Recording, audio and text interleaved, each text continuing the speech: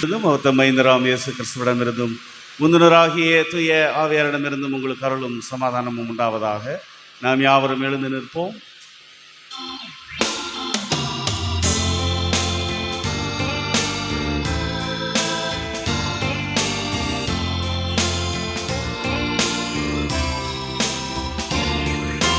பிதாவே நீரங்கள் தந்தை, இயேசுவே நீரங்கள் ரட்சகர், ஆவியே எம் தேற்றரவாளனே,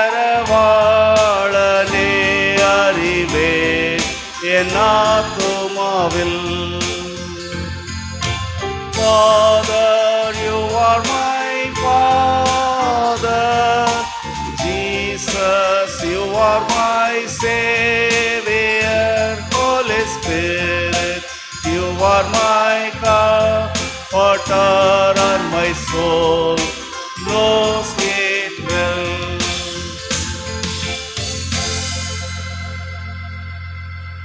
இறையியல் கல்வி ஞாயிறு. இறையியல் கல்வி என்பதை குறித்து மத்தேயு அப்போஸ்தலன் வழியாய் அறிந்து கொள்கின்ற கடவுளுடைய அருள் நிறைந்த மொழிகளை கேளுங்கள். திருச்சபையை கற்றல் சமூகமாக மாற்றுதல். நல்ல நிலத்தில் விதைக்கப்பட்டவனோ வசனத்தை கேட்கிறவனும் உணர்கிறவருமாயிருந்து 100ஆகவும் 60ஆகவும் 30ஆகவும் பலன் தருவான் என்றார். ஜெப பண்ண கடவோம். எங்களை அளவுக்கு அதிகமாய் நேசித்து வழிநடத்துகிற அன்பின் ஆண்டவரே, மனமகிழ்ச்சியான இந்த காலை பொழுதற்காய் நாங்கள் நன்றி சொல்கிறோம் சுவாமி. கடந்த வாரம் முழுவதும் எங்களை கண்ணிமை போல காத்து வழிநடத்தினீர். மீண்டும் ஒரு புதிய ஓய்வு நாளை காண தந்த கிருபைக்காய் நாங்கள் நன்றி செலுத்துகிறோம். இப்போதுமாய் இந்த ஆராதனையிலே நாங்கள் கூடி வந்திருக்கின்றோம். இந்த ஆராதனையிலே உம்முடைய நாமத்திற்கு மகிமையாக நாங்கள் செய்யக்கூடிய அனைத்து காரியங்களையும் நீர்தாமி வழி நடத்தியறலும். நாங்கள் எத்தகைய சிந்தனைகளோடு எத்தகைய எண்ணங்களோடு இந்த இடத்திலே கூடியிருக்கின்றோம் என்று எங்களில் ஒருவருக்கொருவர் தெரியாது சுவாமி. ஆனால் எங்கள் எல்லாருடைய எண்ணங்களையும் சிந்தனைகளையும் நீரடைந்திருக்கின்றீர். அவைகளை ஒருமுகப்படுத்தியலும் சீர்படுத்தியலும். எல்லா துதிகன மகிமையாக முக்கிய செலுத்துகிறோம். மீட்பர் இயேசு கிறிஸ்துவினுடைய வேண்டிக் கொள்கின்றோம் எங்கள் அன்பு நல்ல தகப்பனே, ஆமேன். இப்படி ஆராதனைக்கு ஆரம்பமாக கடவுளை போற்றும்படியாக கிறிஸ்து சபை பாமாலைகளிலே பாடல் எண் 5, எல்லாம் சிருஷ்டித்த நமது தயாபர பிதாவுக்கு அனந்த காலமாக அல்லேலூயா என்ற பாமாலையை நாம் யாவரும் நின்றவாறு பாடுவோம். பாமாலை எண் 5.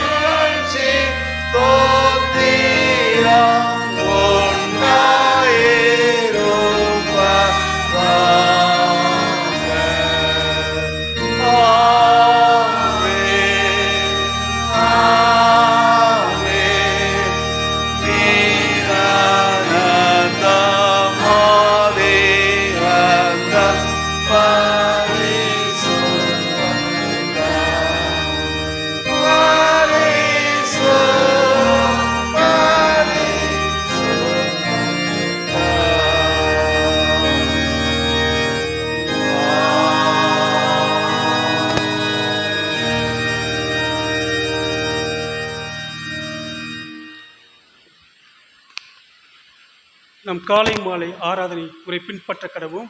பக்கம் எண் 1. கர்த்தரின் வாசல்களில் துதியோடும் அவர் பிரகாரங்களில் புகழ்ச்சியோடும் பிரவேசித்து அவரை துதித்து அவரை நாமத்தை ஸ்தோத்திரியுங்கள். கர்த்தர் நல்லவர், அவருடைய கிருபை என்றென்றைக்கும், அவருடைய உண்மை தலைமுறை தலைமுறைக்கு உள்ளது. நம்மை உண்டாக்கின கர்த்தருக்கு முன்பாக நாம் பணிந்து குனிந்து முழங்கால் படியிட கடவோம். வாருங்கள். அவர் நம்முடைய தேவன், அவர் சிற்றின ஜனங்களும் கைக்குள்ள நாடுகளுமாமே. யார் கர்த்தருடைய பர்வதத்தில் ஏறுவான்? யார் அவருடைய பரிசுத்த ஸ்தலத்தில் நிலைத்திருப்பான்? கைகளில் சுத்தமுள்ளவனோ, இருதயத்தை மாசலாதவனோ இருந்து தன் ஆத்மாவை மாய்க்கு ஒப்புக்கொடாமலோ கவன அணையிடாமலும் இருக்கிறவனே. அவருக்கு விரோதமாக நாம் கலகம் பண்ணி அவர் தீர்க்கதரிசியாக நம்முடைய ஊழியக்காரை கொண்டு நமக்கு முன்பாக வைத்த அவருடைய நியாய பிரமாணங்களின்படி நடக்கத்தக்க நாம் அவருடைய வசனத்துக்கு செவி கொடாமல் போனோம். ஆனாலும் நமது தேவனாகிய ஆண்டவரிடத்தில் இரக்கங்களும் மன்னிப்புகளும் உண்டு. தேவனுக்கு ஏற்கும் பணிகள் உண்டாகிறாரே. தேவனே வருத்தப்பட்டு பாரம் சுமக்கிறவர்களே, நீங்கள் எல்லோரும் இடத்தில் வாருங்கள், நான் உங்களுக்கு இளைப்பாறுதல் தருவேன். நான் எழுந்தே என் தகப்பனிடத்தில் போய், தகப்பனே, பரமக்கு விரோதமாகவும் உமக்கு முன்பாகவும் பாவம் செய்தேன் என்றேன்.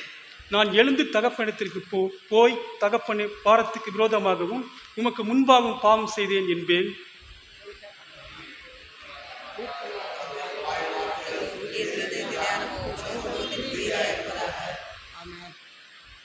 கர்த்தரை கண்டடையத்தக்க சமயத்தில் அவரை தேடுங்கள், அவர் சமீபமாயிருக்கையில் அவரை நோக்கி கூப்பிடுங்கள்.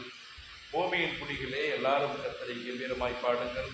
மகிழ்ச்சியோடு கர்த்தருக்கு ஆராதனை செய்து ஆனந்த சத்தத்தோடு அவர் சந்நிதிக்கு வாருங்கள். தேவன் ஆவியாயிருக்கிறார், அவரை தொழுது கொள்ளுகிறவர்கள் ஆவியோடும் உண்மையோடும் அவரை தொழுது கொள்ள வேண்டும். நம்மை தொழுது கொள்ளுகிறவர்கள் இப்படிப்பட்டவர்களாய் இருக்கும்படி பிதாவானவர் விரும்புகிறார். பாவரிக்கை. பிரியமான சகோதர சகோதரிகளே, நம்முடைய பரமபிதாவாகிய சர்வவல்லமையுள்ள கடவுளின் அளவில்லாத தயவினாலும் இரக்கத்தினாலும் பாவ மன்னிப்பை பெறுவதற்காக நாம் செய்த பலவிதமான பாவங்களையும் அக்கிரமங்களையும் அவர் சந்நிதியில் மறைக்காமல் பணிவும் தாழ்மையும் துக்கமும் கீழ்ப்படிதலும் உள்ள இருதயத்தோடைய அறிக்கையிட பற்பல வேத வாக்கியங்கள் நம்மை ஏவுகின்றன. நாம் எக்காலத்திலும் கடவுளுக்கு முன்பாக நம்முடைய பாவங்களை மனத்தாழ்மையை அறிக்கையிட வேண்டுவதுமன்றி அவருடைய திருக்கரங்களிலிருந்து நாம் பெற்றுக்கொண்ட மேன்மையான உபகாரங்களுக்காக நன்றி செலுத்தவும், அவரை மிகவும் சிறப்பாய் புகழ்ந்து பிரஸ்தாபம் பண்ணவும், அவருடைய திருவசனத்தை கேட்கவும், நம்முடைய உடலாவிக்கு தேவையானவைகளுக்காக வேண்டிக் கொள்ளவும் நாம் கூடி வந்திருக்கிற தருணத்திலே பாவங்களை அறிக்கிடுவது நமது விசேஷ கடமையாம். ஆகையால் இங்கே இருக்கிற நாம் யாவரும் சுத்த இருதயத்தோடும் தாழ்ந்த மனதோடும் பரம கிருபாசனத்தின் என்னுடனே கூட சேர்ந்து பாவரிக்கை சொல்ல உங்களை வேண்டிக் கொள்கிறேன். பொதுவான பாவரிக்கை. சர்வ வல்லமையும் மிகுந்த இரக்கமுள்ள பிதாவே, தப்பி போன ஆடுகளைப் போல நாங்கள் நம்முடைய வழியை விட்டு விலகி அலைந்து போனோம். எங்கள் இதயத்தின் யோசனைகளுக்கும் விருப்பங்களுக்கும் மிகவும் இணங்கி நடந்தோம். உமது பரிசுத்த கற்பனைகளுக்கு விரோதமாய் குற்றம் செய்தோம். செய்யத்தக்கவைகளை செய்யாமல் செய்யத்தகாதவைகளை செய்து வந்தோம். எங்களுக்கு சுகமே இல்லை. ஆயினும் ஆண்டவரே, நீர் இயேசு கிறிஸ்துநாதர் மூலமாய் மனிதருக்கு அருளி செய்த வாக்குத்தத்தங்களின்படியே நிர்பாக்கியமுள்ள குற்றவாளியாகி அடியாருக்கு இறங்கும். தப்பிதங்களை அறிக்கிடுகிற எங்கள் மேல் பொறுமையாயிரும். பாவத்து நிமித்தம் துக்கப்படுகிற எங்களை சீர்படுத்தும். மிகவும் இரக்கமுள்ள பிதாவே, உம்முடைய பரிசுத்த நாமத்துக்கு மகிமையுண்டாகும்படி நாங்கள் இனி தேவ பக்தியும் நீதியும் தெளிந்த புத்தியும் உள்ளவர்களாய் நடந்து வர இயேசு கிறிஸ்து நிமித்தம் எங்களுக்கு கிருபை செய்தருளும்.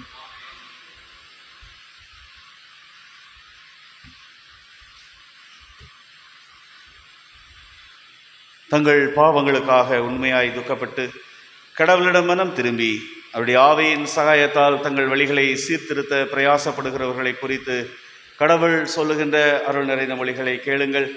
துன்மார்க்கன் தன் வழியையும் அக்கிரமக்காரன் தன் நினைவுகளை விட்டு கர்த்தரிடத்தில் திரும்ப கடவன், அவர் அவன் மேல் மனதுருகுவார். நம்முடைய கடவுளிடத்திற்கே திரும்ப கடவன், அவர் மன்னிக்கிறதற்கு தயை பெருத்திருக்கிறார். நம்முடைய பாவங்களை நாம் அறிக்கையிட்டால் பாவங்களை நமக்கு மன்னித்து எல்லா அநியாயத்தையும் நீக்கி நம்மை சுத்திகரிப்பதற்கு அவர் உண்மையும் நீதியும் உள்ளவராயிருக்கிறார். ஒருவன் பாவம் செய்வானானால் நீதிபரராயிருக்கிற இயேசு கிறிஸ்து நமக்காக பிதாவினிடத்தில் பரிந்து பேசுகிறவராயிருக்கிறார். நம்முடைய பாவங்களை நிவர்த்தி செய்கிற கிருபாதார பலி அவரே. நம்முடைய பாவங்களை மாத்திரமல்ல, சர்வலோகத்தின் பாவங்களையும் நிவர்த்தி செய்கிற பலியாயிருக்கிறார். சர்வ வல்லமை மிகுந்த இரக்கமுள்ள ஆண்டவர் மன்னிப்பையும் பாவ நிவர்த்தியையும் உங்களுக்கு கட்டளையிட்டருளி வாழ்வை சீர்படுத்துவதற்கான காலத்தையும் நமது பரிசுத்த ஆவியின் கிருபையையும் தேற்றரவையும் தந்தருளுவாராக. ஆமேன். நன்றி நிறைந்த இதயத்தோடு நாம் யாவரும் இணைந்து பொதுவான ஸ்தோத்திர ஜபத்தை ஏறெடுப்போம். சர்வ வல்லமுள்ள கடவுளே, சர்வ ஜீவ தயாபர பிதாவே, அபாத்திரனான உமது அடியாராகிய எங்களுக்கும் மற்றெல்லா மனிதருக்கும் கடவுள் அருளி செய்த பற்பல கிருபைக்காகவும் அன்புள்ள தயவுக்காகவும் நாங்கள் மிகுந்த தாழ்மையோடும் முழு இருதயத்தோடும் உமக்கு நன்றி செலுத்துகிறோம். எங்களை படைத்ததற்காகவும் காப்பாற்றுகிறதற்காகவும் இமைக்குரிய எல்லா ஆசீர்வாதங்களுக்காகவும் உம்மை துதிக்கிறோம். சிறப்பாக எங்கள் ஆண்டவர் இயேசு கிறிஸ்துவினாலே உலகத்தை மீட்டு கொண்ட விலை மதியாத உமது அன்புக்காகவும் கிருபையின் எத்தனங்களுக்காகவும் மகிமையடைவோம் என்கின்ற நம்பிக்கைக்காகவும் உமக்கு நன்றி செலுத்துகிறோம். நாங்கள் உண்மையாய் நன்றியறிந்த இதயமுள்ளவர்களாக இருக்கவும் எங்களை உமது ஊழியத்துக்கு ஒப்புக் கொடுத்து எங்கள் வாழ்நாள் எல்லாம் உமக்கு முன்பாக பரிசுத்தமும் நீதியும் உள்ளவர்களாய் நடக்கவும் எங்கள் வாக்கினாலே மாத்திரமல்ல எங்கள் நடக்கையினாலேயும் உம்முடைய புகழை பிரஸ்தாபப்படுத்தவும் கடவுள் செய்த உபகாரங்கள் எல்லாவற்றையும் உணர்ந்து கொள்ளும் உணர்வை எங்களுக்கு அருளி செய்ய வேண்டும் என்று எங்கள் ஆண்டவர் இயேசு கிறிஸ்துவின் வழியாய் வேண்டிக் கொள்கிறோம். அவருக்கும் தேவரீருக்கும் பரிசுத்த ஆவிக்கும் எல்லா மேன்மை மகிமையும் சதா காலங்களிலும் உண்டாவதாக. ஆமேன். பெந்தேகோஸ்தே திருநாளுக்கு பின்வரும் 7ஆம் ஞாயிற்றுக்கிழமைக்கான சுருக்க ஜெபம். எல்லாம் வல்ல கடவுளே, கிறிஸ்து தாமே மூளைக்கு தலைக்கல்லாய் இருக்க அப்போஸ்தலரையும் தீர்க்கதரிசிகளையும் அடிப்படையாக கொண்டு உமது திருச்சபையை கட்டினீர். அவர்கள் கோட்பாடுகளால் அடியாராகிய நாங்கள் தூய ஆவியின் ஒற்றுமையில் நன்றாக இணைக்கப்படவும் தூயவர் அனைவரோடும் சேர்ந்து நீர் ஏற்றுக்கொள்ளும் தூய ஆலயமாக அமையவும் அருள் புரியும். எங்கள் ஆண்டவர் இயேசு கிறிஸ்துவின் வழியாய் தாழ்மையோடு வேண்டிக் கொள்கிறோம். ஆமேன். பரமண்டலங்களில் இருக்கிற எங்கள் பிதாவே, உம்முடைய நாமம் பரிசுத்தப்படுவதாக, உம்முடைய ராஜ்யம் வருவதாக, உம்முடைய சித்தம் பரமண்டலத்திலே செய்யப்படுகிறது போல பூமியிலேயும் செய்யப்படுவதாக. ஆகாரத்தை இன்று எங்களுக்கு தாரும். எங்களுக்கு விரோதமாய் குற்றம் செய்வதற்கு நாங்கள் மன்னிக்கிறது போல எங்கள் குற்றங்களை எங்களுக்கு மன்னியும். எங்களை சோதனைக்குள் பிரவேசிக்க பண்ணாமல் தீமையின்றி எங்களை ரட்சித்துக் கொள்ளும். ராஜ்யமும் வல்லமையும் மகிமையும் என்னென்றைக்கும் உம்முடையவைகளே. ஆமென்.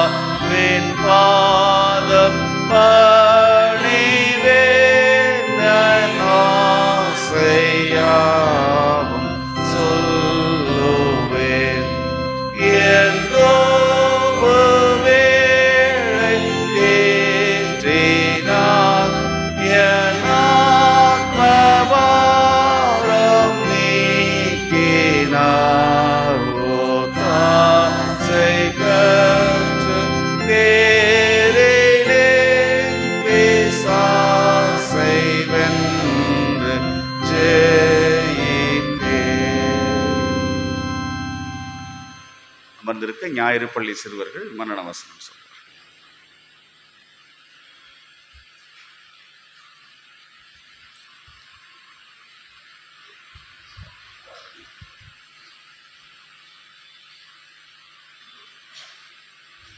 என் ஆத்மாவே கர்த்தரை ஸ்தோத்திரி, என் முழு உள்ளமே அவருடைய பரிசுத்த நாமத்தை ஸ்தோத்திரி. என் ஆத்மாவே கர்த்தரை ஸ்தோத்திரி, அவர் செய்த சகல உபகாரங்களையும் மறவாதே. அவரும் அக்கிரமங்களெல்லாம் மன்னித்து உன் நோய்களை குணமாக்கி உன் பரணனை அழிவுக்கு விலக்கி மீட்டு உன்னை நன்மையினாலும் உன்னை கிருபையினாலும் மிருகங்களாலும் உன்னை முடிசூட்டி நன்மையினாலும் உன் வாயை திருப்தியாக்குகிறார். கழுகுக்கு சமானமாய் உன் வயது திரும்ப வாழ வேதை போல் ஆகிறது. ஒடுக்கப்படுகிற யாருக்கும் கர்த்தர் நீதியும் நியாயத்தையும் செய்வார். அவர் தமது வழிகளை இஸ்ரவேல் புத்திரருக்கும் அவர் தமது வழிகளை மோசைக்கும் தமது கிரியைகளை இஸ்ரவேல் புத்திரருக்கும் தெரிய பண்ணினார். கர்த்தர் உருக்கமும் இரக்கமும் நீடிய சாந்தமும் மிகுந்த கிருபையும் உள்ளவர். அவர் கடிந்து கொள்ளார். அவர் எப்பொழுதும் கடிந்து கொள்ளார், என்றைக்கும் கோபம் கொண்டினார். சங்கீதம் 193 1 முதல் சங்கீதம் 103 1 முதல் 9 வரை.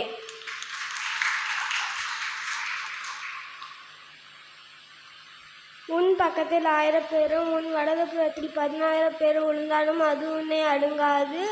உன் கண்களால் மாத்திரம் நீ அதை பார்த்து துன்மார்க்கருக்கு வரும் பலனை காண்பாய். உன்னதமான கர்த்தர் எனக்கு அடைக்கலமாக இருக்கிறார். உன்னதமான கர்த்தரை நான் உனக்கு தாம்பரமாக கொண்டாய். ஆகையால் கொல்லாப்பு உன்னை ஏகிறாது, வாதை உன் கூடாரத்தை அழுங்காது. சங்கீதம் 91. தேவனே, என்னை ரட்சிக்கும். தேவனே, இரத்த பலிக்கு என்னை நீங்களாக்கி விடும். அப்பொழுது என் நாவு உம்முடைய புகழை கம்பீரமாய் பாடும். ஆண்டவரே, என் உதடுகளை திறந்தருளும். அப்பொழுது என் வாய் உம்முடைய புகழை அறிவிக்கும். பலியை நீ விரும்புவது இல்லை, விரும்பினால் செலுத்துவேன். தகன பலியும் உமக்கு பிரியமானது அல்ல. சங்கீதம் 51. இயேசுவின் 12 சீஷர்கள் பேதுரு, யோவான், அந்திரேயா, யாக்கோபு, யோவான், பிலிப்பு, பர்த்தலமேயு, மத்தேயு, தோமா, அல்பேயு குமாரனாகிய யாக்கோபு, செலோத்தே எகப்பட்ட சீமோன், யூதா இஸ்கரியோத்து. லூக்கா 6:13-16. பூமியின் குடிகளே, எல்லோரும் கர்த்தரை கம்பீரமாய் பாடுங்கள். மகிழ்ச்சியோடு கர்த்தருக்கு ஆராதனை செய்து ஆனந்த சத்தத்தோடு அவர் சந்நிதி முன் வாருங்கள். கர்த்தரே தேவன் என்று அறிங்கள். நாம் அல்ல, அவரே நம்மை உண்டாக்கினார். நாம் அவர் ஜனங்களும் அவர் மேய்ச்சலின் ஆடுகளுமாய் இருக்கிறோம். அவர் வாசல்களில் துதியோடும் அவர் பிராங்காணங்களில் புகழ்ச்சியோடும் பிரவேசித்து அவரை துதித்து அவருடைய நாமத்தை ஸ்தோத்தரிங்கள். கர்த்தர் நல்லவர், அவர் கிருபை என்றென்றைக்கும், அவர் உண்மை தலைமுறை தலைமுறைக்கும் உள்ளது. சங்கீதம் 100:1-5. அவர் என் ஆத்துமாவை தேற்றி தம்முடைய நாமத்தின் நிமித்தம் என்னை நீதியின் பாதையில் நடத்துகிறார். நான் மரண இருளின் பள்ளத்தாக்கிலே நடந்தாலும் பொல்லாப்புக்கு பயப்படேன். தேவரீர் என்னோட கூட இருக்கிறேன். உமது கோலும் உமது தடியும் என்னை தேற்றும்.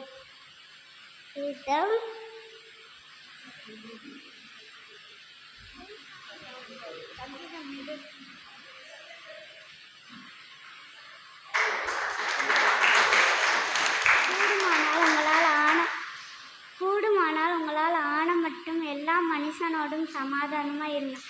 ரோமர் 12:10.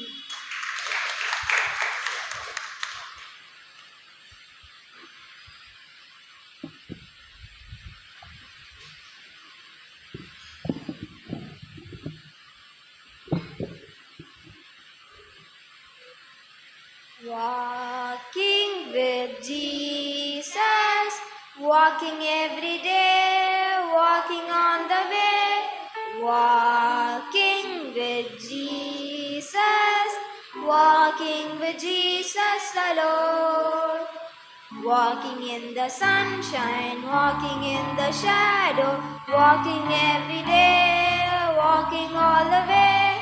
Walking in the sunshine, walking in the shadow, walking with Jesus alone.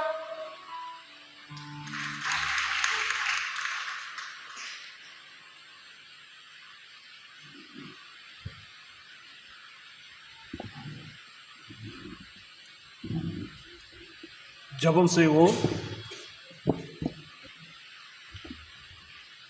எல்லா நன்மைகளுக்கும் ஊற்று உருடமாக இருக்கிற அன்பின் பரலோக நல்ல ஆண்டவரே, அருமையான இந்த நாளிலே உம்முடைய பிள்ளைகளாய் சிறு பிள்ளைகள் ஞாயிற்பிள்ளின் வழியாக அநேக வேத வசனங்களை கற்றுக்கொள்ளவும் பாடலை கற்றுக்கொள்ளவும் அதை உம்முடைய சமூகத்திலே எங்கள் முன்பாக அவர்கள் தெளிவாகவும் அழகாகவும் சொல்லும்படியாய் அருமையான பிள்ளைகளை நீர் ஆசீர்வதிக்கும்படியாக நாங்கள் செபிக்கிறோம். ஒவ்வொரு பிள்ளைகளுக்கு நல்ல ஞானத்தையும் கல்வி வரங்களையும் நல்ல ஆசீர்வாதங்களையும் நல்ல உடல் வளர்ச்சிகளையும் என் தேவனை அருளும்படியாக நாங்கள் செபிக்கிறோம். பிள்ளைகளை அனுப்பி வைத்த ஒவ்வொரு பெற்றோர்களுக்காக நாங்கள் செபிக்கிறோம். அவர்களை நீர் ஆசீர்வதிப்பீராக. பிள்ளைகளை இவ்வளோ அழகாக தகப்பனை கற்றுக் கொடுத்திருக்கிற ஒவ்வொரு ஆசிரியர்களுக்காய் நாங்கள் செபிக்கிறோம். அவருடைய எல்லா பிரயாசங்களையும் நீர் ஆசீர்வதிக்கும்படியாக நாங்கள் செபிக்கிறோம். பிள்ளைகளுடைய எதிர்காலங்களை ஆசீர்வதியும். விசேஷமாக இந்த பிள்ளைகளானது அநேகருக்கு சாட்சியாக சிறு வயது முதல் கொண்டே வளர நீர் கிருபை செய்துள்ளபடியாக நாங்கள் செபிக்கிறோம். இன்னும் அநேக தாளந்துகளை பிள்ளைகள் பெற்றுக்கொள்ள கற்றுக்கொள்ள நீர் உதவி செய்துள்ளபடியாக நாங்கள் செபிக்கிறோம். தொடர்ந்து ஆசீர்வதியும் பலப்படுத்தும். இயேசுவின் வழியாக செபிக்கிறோம் நல்ல பிதாவே, ஆமென்.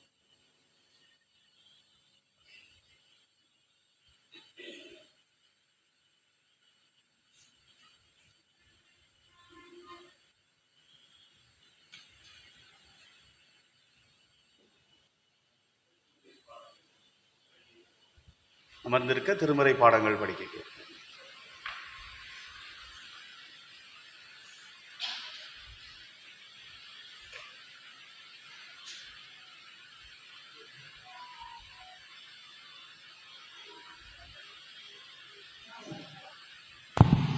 தேங்க்யூ. வாசிக்கும்படியாக தெரிந்து கொள்ளப்பட்ட முதலாம் வேத பாடம் நெகேமியாவின் புஸ்தகம் 8ஆம் அதிகாரம் வசனங்கள் 1 முதல் 12 வரை. நெகேமியா 8ஆம் அதிகாரம் வசனங்கள் 1 முதல் 12 வரை. ஜனங்கள் எல்லாரும் தண்ணீர் வாசலுக்கு முன்னான வீதியிலே ஒருமனப்பட்டு கூடி கர்த்தர் இஸ்ரவேலுக்கு கற்பித்த மோசேயின் நியாயப்பிரமாண புஸ்தகத்தை கொண்டு வர வேண்டுமென்று வேத பாரகனாகிய எஸ்ராவுக்கு சொன்னார்கள். அப்படியே 7ஆம் மாதம் முதல் தேதியில் ஆசாரியனாகிய எஸ்ரா நியாய பிரமாணத்தை புருஷரும் ஸ்திரீகளும் கேட்டு அறியத்தக்க அனைவருமாகிய சபைக்கு முன்பாக கொண்டு வந்து தண்ணீர் வாசலுக்கு முன்னான வீதிக்கு எதிரே இருந்து காலமே தொடங்கி மத்தியானம் மட்டும் புருஷருக்கும் ஸ்திரீகளுக்கும் கேட்டு அறியத்தக்க மற்றவர்களுக்கு முன்பாக அதை வாசித்தான். சகல ஜனங்களும் நியாயப்பிரமாண புஸ்தகத்திற்கு கவனமாய் செவி கொடுத்தார்கள். வேத பாரகனாகிய எஸ்ரா அதற்கென்று மரத்தால் செய்யப்பட்ட ஒரு பிரசங்க பீடத்தின் மேல் நின்றான். அவன் அண்டையில் அவனுக்கு வலது பக்கமாக மத்தித்தியாவும் செமாவும் அனாயாவும் உரியாவும் இல்கியாவும் மாசையாவும், அவனுக்கு இடது பக்கமாக பெதாயாவும் மீசவேலும் மல்கியாவும் அசுமும் அஸ்பதானாவும் சகரியாவும் மெசுல்லாமும் நின்றார்கள். எஸ்ரா சகல ஜனங்களுக்கும் உயர நின்று சகல ஜனங்களும் காண புஸ்தகத்தை திறந்தான். அவன் அதை திறந்தபோது ஜனங்கள் எல்லாரும் எழுந்து நின்றார்கள். அப்பொழுது எஸ்ரா மகத்துவமுள்ள தேவனாகிய கர்த்தரை ஸ்தோத்தரித்தான். ஜனங்கள் எல்லாரும் தங்கள் கைகளை குவித்து அதற்கு மறுமொழியாக ஆமேன் ஆமேன் என்று சொல்லி குனிந்து முகம் குப்புற விழுந்து கர்த்தரை பணிந்து கொண்டார்கள். யெசுவா, பானி, செரேபியா, யாமின், அகூப், சபெதாயி, ஒதியா, மாசேயா, கேலிதா, அசரியா, யோசபாத், ஆனான், பெலேயா என்பவர்களும் லேவியரும் நியாய பிரமாணத்தை ஜனங்களுக்கு விளங்க பண்ணினார்கள். ஜனங்கள் தங்கள் நிலையிலே நின்றார்கள். அவர்கள் தேவனுடைய நியாயப்பிரமாண புஸ்தகத்தை தீர்க்கமாக வாசித்து அர்த்தம் சொல்லி வாசித்ததை அவர்களுக்கு விளங்க பண்ணினார்கள். ஜனங்கள் எல்லாரும் நியாயப்பிரமாணத்தின் வார்த்தைகளை கேட்டபோது அழுதபடியால் திர்ஷாதா எண்ணப்பட்ட நெகேமியாவும் வேத பாரகனாகிய எஸ்ரா என்னும் ஆசாரியனும் ஜனங்களுக்கு விலக்கி காட்டின லேவியரும் சகல ஜனங்களையும் நோக்கி, இந்த நாள் உங்கள் தேவனாகிய கர்த்தருக்கு பரிசுத்தமான நாள், நீங்கள் துக்கப்படவும் அழவும் வேண்டாம் என்றார்கள். பின்னும் அவன் அவர்களை நோக்கி, நீங்கள் போய் கொழுமையானதை புசித்து மதுரமானதை குடித்து ஒன்றுமில்லாதவர்களுக்கு பங்குகளை அனுப்புங்கள். இந்த நாள் நம்முடைய ஆண்டவருக்கு பரிசுத்தமான நாள், விசாரப்பட வேண்டாம், கர்த்தருக்குள் மகிழ்ச்சியாய் இருப்பதே உங்களுடைய பலன் என்றான். லேவியரும் ஜனங்களையெல்லாம் அமர்த்தி, அழாதிருங்கள், இந்த நாள் பரிசுத்தமான நாள், விசாரப்பட வேண்டாம் என்றார்கள். அப்பொழுது ஜனங்கள் எல்லோரும் தங்களுக்கு அறிவிக்கப்பட்ட வார்த்தைகளை உணர்ந்து கொண்டபடியால் புசித்து குடிக்கவும் பங்குகளை அனுப்பவும் மிகுந்த சந்தோஷம் கொண்டாடவும் போனார்கள். பாட முடிந்தது. தேவரிற்கே ஸ்தோத்திரம். டாக்டர்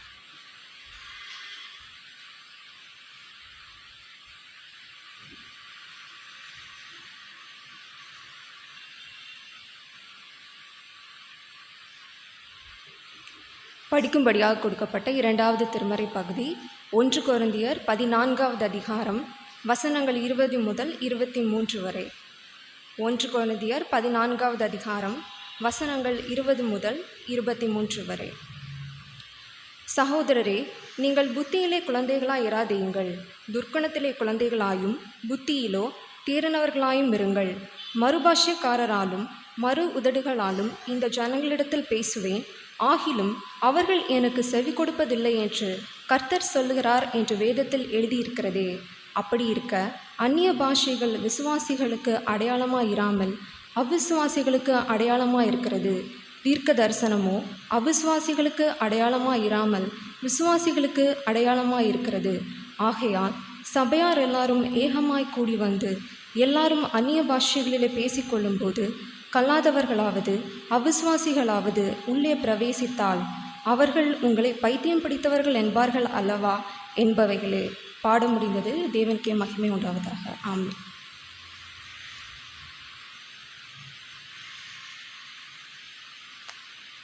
மாறி மாறி வாசிக்கும்படியாக தெரிந்து கொள்ளப்பட்ட சங்கீதம் சங்கீதம் 1. துன்மார்க்கருடைய ஆலோசனையில் நடவாமலும் பாவிகளுடைய வழியில் நில்லாமலும் பரியாசக்காரர் உட்காரும் இடத்தில் உட்காராமலும்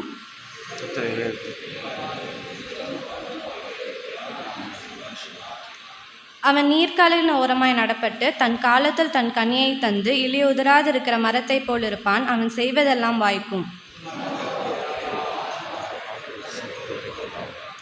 ஆகையால் துன்மார்க்கர் நியாய தீர்ப்பிலும் பாவிகள் நீதிமான்கள் சபையிலும் நிலை நிற்பதில்லை. கர்த்தர் நீதிமான்கள் வழியை அறிந்திருக்கிறார், துன்மார்க்கரின் வழியோ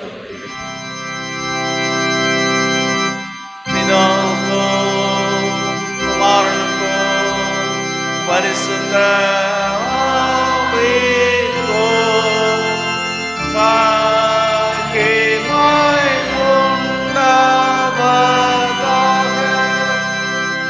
ஆதியிலும் இப்பொழுதும் எப்பொழுதுமான சதா காலங்களிலும் மகிமை உண்டாவதாக.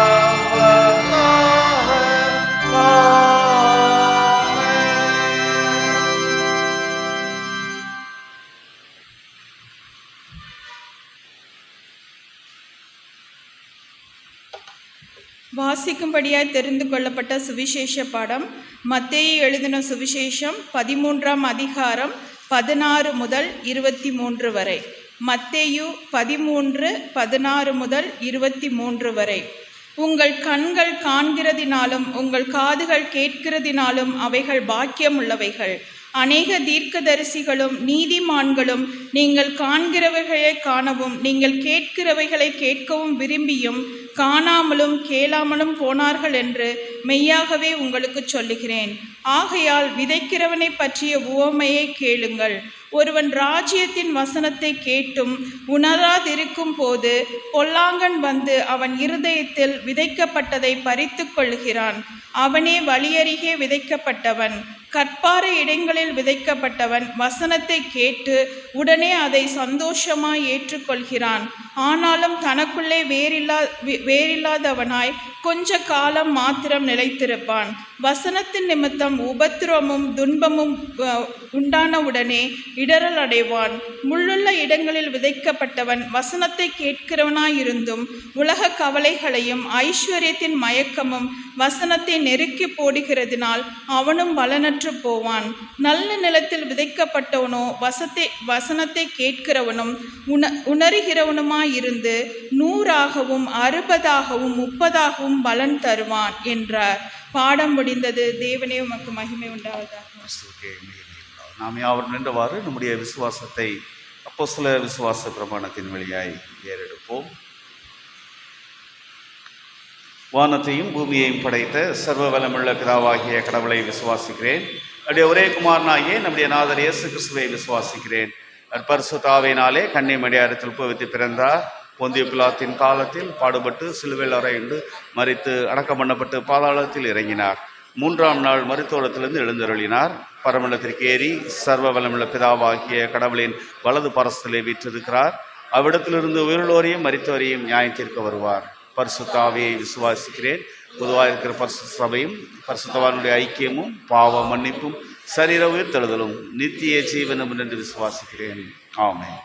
சபையார் அமர்வோம். சபையாருக்கு அறிவிக்கப்பட வேண்டிய அறிவிப்புகள். குருசேகர பொருளாளர் நிதி அறிக்கை.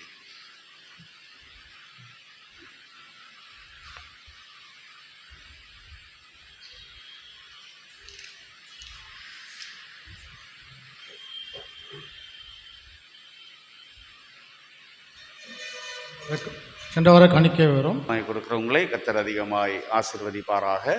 தொடர்ந்து அறிவிக்கப்பட வேண்டிய அறிவிப்புகள். ஆராதனை நிறைவிலே தேநீர் ஐக்கியம் உண்டு, பங்கு பெற்று செல்ல அன்போடு கேட்டுக்கொள்கிறோம்.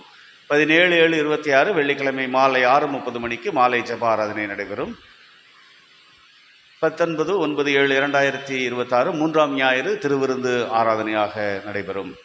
சிறப்பாக நாம் ஒவ்வொரு ஆண்டும் நம்முடைய திருமண்டலத்தில் இருக்கின்ற கல்வி நிறுவனங்களிலே விடுதி வாழ் பிள்ளைகளுக்காக நாம் சிறப்பு காணிக்கைகளை சேகரித்து திருமண்டல கல்வி திருப்பணிக்காக நாம் அளித்து வந்து கொண்டிருக்கிறோம். ஆகவே இன்றைய நாளிலும் நாம் அறிந்த விதமாய் அதற்கான சிறப்பு கவர்கள் இருக்கின்றது. நீங்கள் இதை நம்முடைய திருமண்டலத்தினுடைய கல்வி திருப்பணிகளுக்கென்று நீங்கள் காணிக்கை சிறப்பு பாடல் வேளையிலே முன்வந்து காணிக்கை கொடுத்து உதவ உங்களை அன்போடு கேட்டுக்கொள்கின்றேன். நம்முடைய ஆலயத்தில் அறிந்த விதமாக முதல் மற்றும் 3ஆம் புதன்கிழமைகளிலே குடும்ப ஜெப கொடுகை நடைபெறுகிறது என்பதை நாம் அறிந்திருக்கின்றோம். அதை நாம் தொடர்ந்து ஆண்டவருடைய திருப்பெயர் மகிமைக்கென்று நடத்தும்படியாக ஆயத்தப்படுவோம். அவ்விதமாய் உங்களுடைய இல்லங்களிலே நீங்கள் குடும்ப ஜெபம் நடத்த வேண்டும் என்று விரும்பினால் அதை குருவானவருக்கு தெரிவிக்க உங்களை அன்போடு கேட்டுக்கொள்கிறேன். முதல் புதன்கிழமை மற்றும் 3ஆம் புதன்கிழமைகளிலே நாம் 6:30 மணி முதல் 7:30 மணி வரை 1 மணி நேரம் நாம் குடும்பமாக இணைந்து அந்த பகுதியில் உள்ள மக்களுக்கும் அந்த குடும்பத்தினருக்கும் நம்முடைய திருச்சபையின் அன்பையும் ஐக்கியத்தையும் ஆண்டவருடைய ஆசீர்வாதத்தையும் கொடுக்கும்படியாக திருச்சபையின் குடும்பங்கள் நீங்கள் ஆயத்தப்படும்படியாய் அன்போடு நான் கேட்டுக்கொள்கின்றேன். அதே போன்று நம்முடைய உபவாச கூட்டங்களிலே இன்னுமாய் நாம் குறைவுபட்டவர்களாக இருக்கின்றோம். ஆண்டவர் கடந்த மாதத்தை விட இந்த மாதத்திலே 5-6 பேர்களை கூட்டி சேர்த்தார். அவருக்கே துதிகன மகிமை உண்டாவதாக. இன்னும் இந்த ஜெப வாஞ்சை என்பது நம்முடைய ஆலயத்திலே தேவை என்பதை நாம் உணர்ந்தவர்களாய் எவ்வளவோ நேரங்களை நாம் செய்கின்றோம். மாதத்திலே ஒரு நாள் 2 மணி நேரம் என்பதை நாம் கர்த்தருக்கென்று நம்முடைய மாதாந்திர அஜெண்டாவிலே நீங்கள் வைப்பீர்கள் என்று சொன்னால் அது மிகுந்த ஆசீர்வாதமாக இருக்கும். ஆகவே அதற்காக நீங்கள் ஜெபியுங்கள். நாங்கள் தொடர்ந்து ஜெபித்து வந்து கொண்டிருக்கின்றோம். கூடுகின்றவர்கள் நேற்றைய தினத்திலும் பங்கு பெற்ற அனைவருக்கும் அது மிகுந்த ஆசீர்வாதமாக இருந்திருக்கும் என்று நான் நம்புகின்றேன். ஆகவே நம்முடைய ஆலயத்தில் நடைபெறுகின்ற ஊழியங்களுக்காக நீங்கள் ஜெபிக்க உங்களை அன்போடு கேட்டுக்கொள்கின்றேன். திருமண்டலத்தின் வழியாய் அறிவிக்கப்பட வேண்டிய அறிவிப்புகள். மகாகணம் பேராயர் ஐயா அவர்களுடைய 5ஆம் ஆண்டு அருட்பொழிவு நாள் வழிபாடு வருகின்ற ஞாயிறு 19/7/2026 மாலை 5 மணி அளவிலே CSI பேராலயம் நரிமேடு மதுரையில் அமைந்துள்ள கத்தீட்ரல் ஆலயத்தில் நடைபெறுகின்றது. சபையார் அனைவருமாக பங்கு பெற பேராயர் ஐயா மற்றும் முதன்மை பணியாளர்கள் சார்பாக நீங்கள் அழைக்கப்படுகின்றீர்கள். சிறப்பாக அன்றைய நாளின் ஊழிய காணிக்கையானது பெத்தேல் சில்ட்ரன்ஸ் ஹோம் டேனிஷ் பெட்டில் அமைந்துள்ள அந்த சிறு குழந்தைகளுடைய காப்பகத்திற்காக பயன்படுத்தப்பட இருக்கின்றது. அங்கே இருக்கின்ற குழந்தைகள் பிறந்த குழந்தைகள், அந்த பிறந்த குழந்தைகளுக்கு அங்கே 20க்கு மேலான பிறந்த குழந்தைகள் 2 மாதம் 3 மாதம் விதமாக தொட்டிலே இருந்து பராமரிக்கப்பட்டு வந்து கொண்டிருக்கின்ற குழந்தைகளுக்கு இந்த காணிக்கையானது அர்ப்பணிக்கப்பட இருக்கின்றது. அந்த குழந்தைகளை பார்ப்பதற்கு 4 நபர்கள் ஷிஃப்ட் வைஸாய் வேலை பார்க்கிறார்கள் என்று சொன்னார்கள். நம்முடைய 2 ஆண்டவருடைய பணிகளை செய்யும்படிய ஆயத்தப்பட்டிருக்கின்ற அருமையான சகோதரர்கள் அந்த சேலம் திருமண்டலத்தை சேர்ந்தவர்கள். ஆகவே அங்கே டேனிஷ் பெட்டில் அமைந்துள்ள அந்த பெத்தேல் சில்ட்ரன்ஸ் ஹோம்ஸ்காய் அதை கொடுக்கும்படியாய் ஐயா அவர்கள் ஆயத்தப்பட்டிருக்கிறார்கள். சேலம் திருமண்டலத்தின் பொறுப்பு பேராயராகவும் நமது ஐயா இப்பொழுது செயல்பட்டு வந்து கொண்டிருக்கின்றார்கள். ஆகவே நீங்கள் ஜெபத்தோடு அந்த வழிபாட்டிலே கலந்து கொள்ளவும் அந்த ஊழியங்களுக்காக உங்களால் இயன்ற சிறப்பு காணிக்கைகளை அந்த நாளிலே படைக்கும்படியாகவும் உங்களை அன்போடு திருமண்டலத்தின் சார்பாகவும் பேராயர் ஐயா குடும்பத்தாரின் சார்பாகவும் அன்போடு கேட்டுக்கொள்கின்றோம்.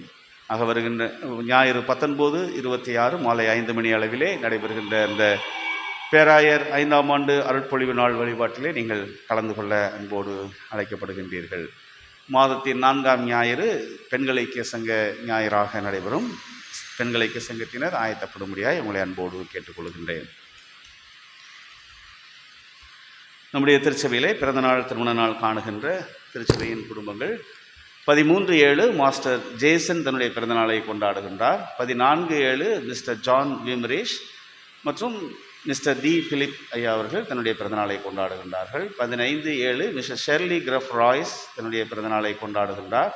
17/7 மிஸ்ஸஸ் ஜூலி சாந்தகுமாரி தன்னுடைய பிறந்தநாளை கொண்டாடுகின்றார்கள். பிறந்தநாள் காணுகின்ற திருச்சபையின் குடும்பங்களை ஆண்டவருடைய திருப்பெயரிலே வாழ்த்துகின்றோம். உலகில் உள்ள சகல ஜாதிகளிலும் புகழ்ச்சியிலும் கீர்த்தியிலும் மகிமையிலும் சிறந்திருக்கும்படி செய்வேன் என்ற ஆண்டவருடைய வார்த்தையின்படியாய் கர்த்தர் அவர்களை ஆசீர்வதித்து வழி நடத்துவாராக.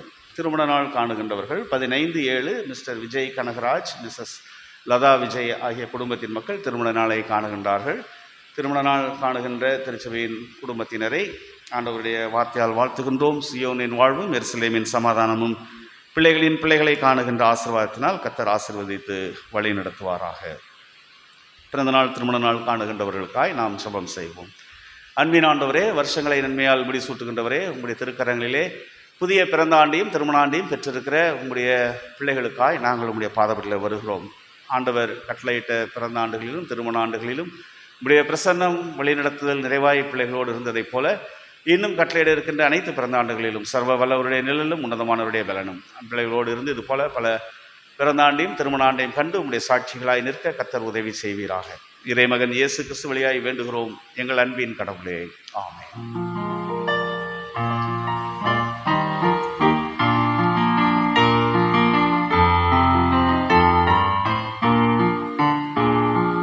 There shall be showers of blessing. This is the promise of love. There shall be seasons of blessing sent from the Savior above. Showers of blessing, showers of blessing we need. Mercy drops round us are falling, but for the showers we plead. Mercy drops round us are falling, but for the showers we plead. கடவுள் தாமே பிறந்த நாள் திருமண நாள் காணுகின்ற குடும்பத்தின் மக்களை ஆசீர்வதித்து வழி நடத்துவாராக. நாம் நம்மையும் நம்முடைய காணிக்கைகளையும் கடவுளுக்கு என்று படைப்போம். கீர்த்தனைகளிலே பாடல் எண் 243 சத்திய வேதத்தை தினம் யானி சகல பேர்க்கும் அது அபிமானி என்ற பாடலை பாடி நம்மையும் நம்முடைய காணிக்கைகளையும் கடவுளுக்கு என்று படைப்போம். இந்த பாடல் வேளையிலே சந்தா காணிக்கை படைக்கிறவர்கள் முன்வர உங்களை அன்போடு கேட்டுக்கொள்கின்றேன். கீர்த்தனை எண் 243.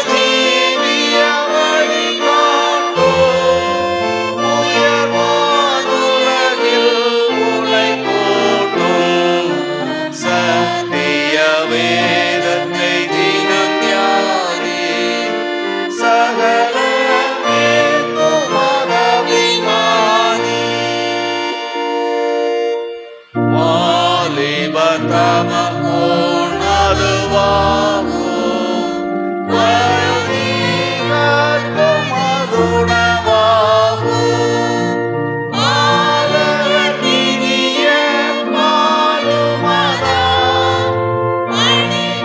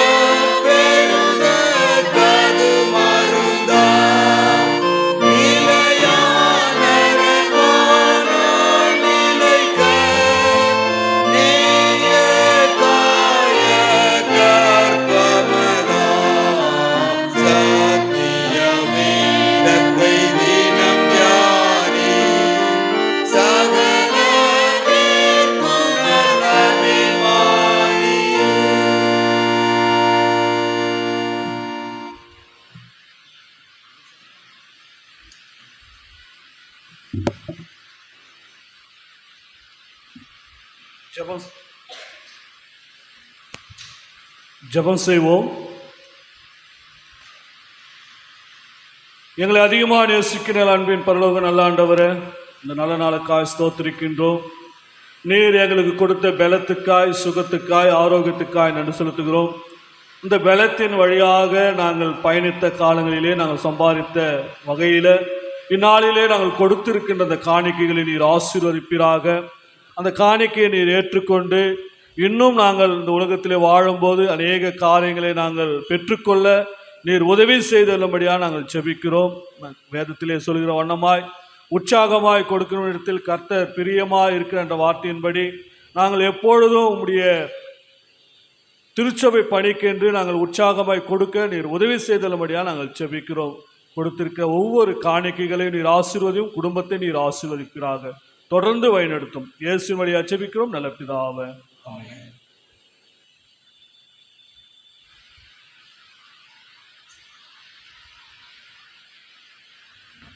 அன்பானவர்களே, இந்த நாள் சிறப்பாக இறையியல் கல்வி ஞாயிறாக தென்னிந்திய திருச்சபை அனுசரிக்கின்றது.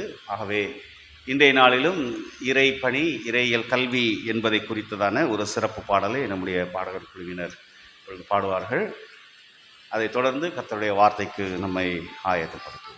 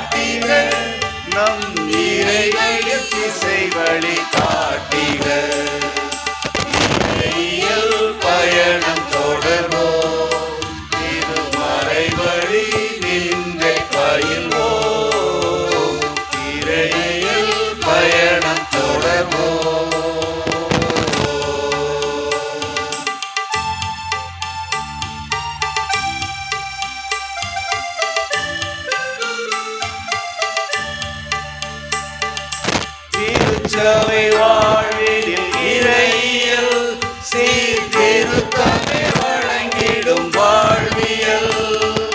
திருச்சபை வாழ்வினில் இறையியல் சீர்திருத்தமே வழங்கிடும் வாழ்வியல். பொருத்தமாய் மனிதனை புரிந்திட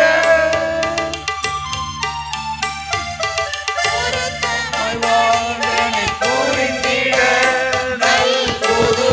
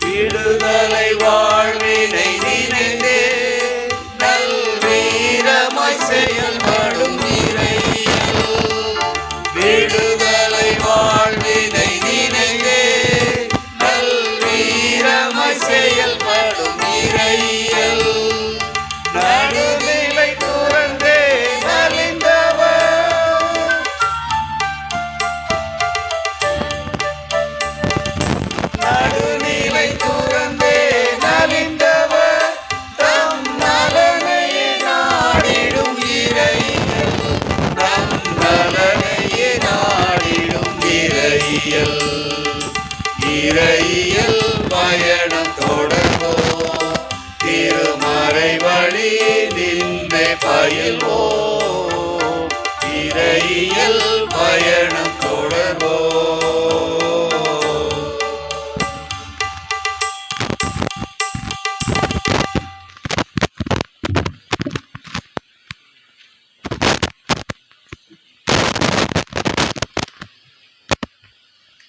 ஜெபம் செய்வோம்.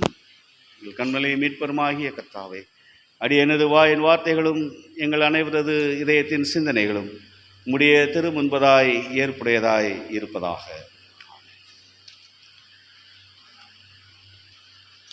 கிறிஸ்துவுக்குள் அன்பானவர்களே, ஆண்டவரும் இரட்சகரும் மீட்பருமாகிய இயேசு கிறிஸ்துவின் வல்லமையுள்ள நாமத்திலே உங்கள் யாவரையும் வாழ்த்துகின்றேன். ஆண்டவர் அருளுகின்ற மெய்யான சமாதானம், பலன், மகிழ்ச்சி உங்கள் வாழ்வில் நிறைவாய் இருப்பதாக. சிறப்பாக இன்றைய நாள் இறையியல் ஞாயிறு என்று நாம் தென்னிந்திய திருச்சபையின் செம்பொருளாக நாம் இந்த வழிபாட்டிலே ஆண்டவரை மகிமைப்படுத்தும்படியாய் கூடி வந்திருக்கின்றோம். இறையியல் ஞாயிறு என்றால் இறையியல் தியாலஜிக்கல் சண்டே. இதனுடைய தலைப்பாக நாம் இந்த நாளிலே சிந்திக்க இருக்கின்ற செம்பொருள் இறையியல் கல்வி என்பது திருச்சபையை கற்றல் மூலமாக மாற்றுதல், கற்றுக்கொள்வதின் மூலமாக திருச்சபையை மாற்றுதல் என்ற செயல்தான் இறையியல் கல்வி என்று இன்றைய நாளிலே தியானிக்கும்படியாய் அழைக்கப்படுகிறோம். இறையியல் கல்விக்கு நமக்கு என்ன சம்பந்தம் என்று நாம் நினைக்கலாம். அனுதினமும் நாம் வருகின்ற பொழுது ஆண்டவரிடத்திலே கடவுள் எப்படிப்பட்டவர் என்பதை அறிந்து கொள்ளுகின்ற ஒரு கல்விதான் இறையியல் கல்வி. தியோ என்றால் கிரேக்கத்திலே கடவுள் என்றும், லாகாஸ் என்றால் கடவுளுடைய வார்த்தை என்றும், ஆகவே இறையியல் என்பது தியாலஜி என்று சொல்லி இன்றைய நாளிலே இறையியல் கல்வி வழியாக நாம் கடவுளை அறிந்து கொள்கின்றவர்களாக இருக்கின்றோம். கடவுள் தொடக்க நூலிலே நாம் பார்க்கின்ற வேளையில் வார்த்தையாக இருந்தார். அந்த வார்த்தை மாமிசமானார் என்று நாம் புதிய ஏற்பாட்டிலே காணுகின்றோம். வார்த்தை வழியாக தான் எப்படிப்பட்டவர் என்று மக்களுக்கு அறிமுகப்படுத்தி தெளிவுபடுத்தி அவர்களோடு உடனிருந்து பயணித்த கடவுள் கிறிஸ்துவின் வழியாக அந்த வார்த்தை மாம்சமாக வெளிப்பட்டார் என்று சொல்லி நாம் காணுகின்றோம். ஆகவே அந்த கடவுளாக வந்தவர் நமக்கு நம்மிடத்திலே எதிர்பார்க்கின்ற செயல் என்ன, திருச்சபையின் தலையாக இருக்கின்ற அவர் நம்மிடத்தில் எதிர்பார்க்கின்ற செயல்பாடுகள் என்ன, அவருடைய விருப்பம் என்ன என்பதை இன்றைய நாளிலே நாம் அறிந்து கொள்ளும்படியாக அழைக்கப்படுகிறோம். இறையியல் கல்வி என்பது ஏதோ ஆயர்மார்களுக்கு உண்டான ஒரு சப்ஜெக்ட் என்பதல்ல, ஆண்டவருடைய அடியார் ஒவ்வொருவரும் அறிந்து கொள்ள வேண்டிய ஒரு கல்வியாக இருக்கின்றது என்பதை நாம் அறிந்து கொள்ள வேண்டும். ஆகவே இன்றைய நாளிலும் நாம் பெற்றிருக்கின்ற தலைப்பு theological education to make the church a learning community என்கின்ற தலைப்பின் கீழாக இறையியல் கல்வி என்பது திருச்சபையை கற்றல் வழியாக மாற்றுதல். நாம் ஒவ்வொருவரும் அனுதினமும் ஏதோ ஒரு காரியத்தை கற்றுக்கொள்ள வேண்டும் என்ற சிந்தனையில் உள்ளவர்களாக இருக்கிறோம். அப்படி உங்களுக்கு அந்த அனுபவம் இருக்கா? டெய்லி ஏதாவது ஒன்று லேர்ன் பண்ணணும். நான் தமிழ் மீடியத்தில் படித்ததுனால ஒவ்வொரு நாளும் ஒரு ஆங்கில வார்த்தையை, ஒரு வெக்காபுலரி ஏதாவது ஒன்று நான் புதிதான வார்த்தையை கற்றுக்கொள்ள வேண்டும் என்று சொல்லி என்னுடைய வாழ்க்கையிலே நான் அந்த பயிற்சி செய்து கொண்டிருப்பேன். ஏதாவது ஒரு புதிய வார்த்தை வந்ததென்றால் அதை நான் அறிந்து கொள்வதிலே ஆர்வம் உள்ளவனாக இருப்பேன். அவ்விதமாக கல்வி என்பது நாம் தொடர்ந்து கற்றுக்கொண்டே வருகின்ற ஒரு செயலாக இருக்கின்றது. ஆக இறையியல் கல்வி என்பது என்ன நமக்கு சொல்லுகின்றது? இறையியல் கல்வியை நாம் எப்படி கற்றுக்கொள்ள முடியும்? அங்கே டிடிஎஸ் மாதிரி அங்கே போய் அங்கே ஆசிரியர்கள் மத்தியிலே மாணவர்களாக அமர்ந்து கற்றுக்கொள்ள வேண்டுமா? ஆனால் கடவுள் நமக்கு ஆசிரியராக இருந்து ஒவ்வொரு நம்முடைய செயல்பாடுகளிலும் அவரை அறிந்து கொள்வதிலும் அவர் படைத்த படைப்புகளை அறிந்து கொள்வதன் மூலமாக நமக்கு என்ன செய்து கொண்டிருக்கின்றார்? நமக்கு கற்றுக் கொடுத்து கொண்டிருக்கின்ற ஒரு கடவுளாக இருக்கின்றார். அல்லேலூயா. ஆமாம், மனுதினமும் நாம் ஒவ்வொரு நாளும் புதிய அனுபவங்களின் வழியாக கடவுளுடைய இருப்பையும் அவர் நம்மோடு பயணிக்கின்ற செயலையும் நாம் அறிந்து வந்து கொண்டிருக்கின்றவர்களாக இருக்கின்றோம். அதற்கு நாம் விசுவாசத்திலும் நம்பிக்கையிலும் பலப்படும்படியாய் நமக்கு கொடுக்கப்பட்டிருக்கிற இறையியல் கல்வி நூல் என்னதான்? பைபிள் தான்.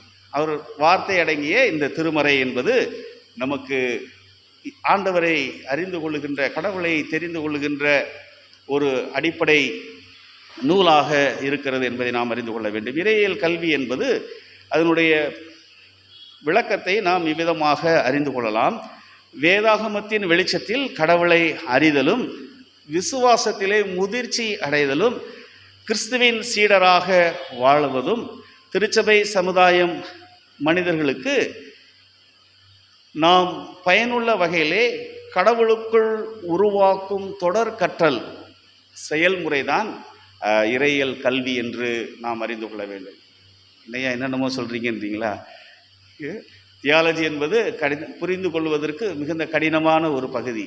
ஏனென்று சொன்னால் ஆண்டவர் எவ்விதமெல்லாம் செயல்படுகின்றார் என்பதை நாம் அறிந்து கொள்ள வேண்டும். முதலாவதாக இறையியல் கல்வி நமக்கு கொடுக்கின்ற ஒரு செயல் கடவுளை அவருடைய வார்த்தையின் வழியாய் அறிந்து கொள்வதிலும், அந்த வார்த்தையிலே விசுவாசம் வைத்து அதனுடைய முதிர்ச்சியை பெற்றுக்கொள்வதிலும், கிறிஸ்துவின் சீடராக வார்த்தையாய் வந்த அவருடைய சீடராக கனி கொடுக்கின்ற வாழ்க்கையிலே திருச்சபை சமுதாயம் மனிதர்களுக்கு கடவுளுக்குள் நாம் உருவாக வேண்டும்.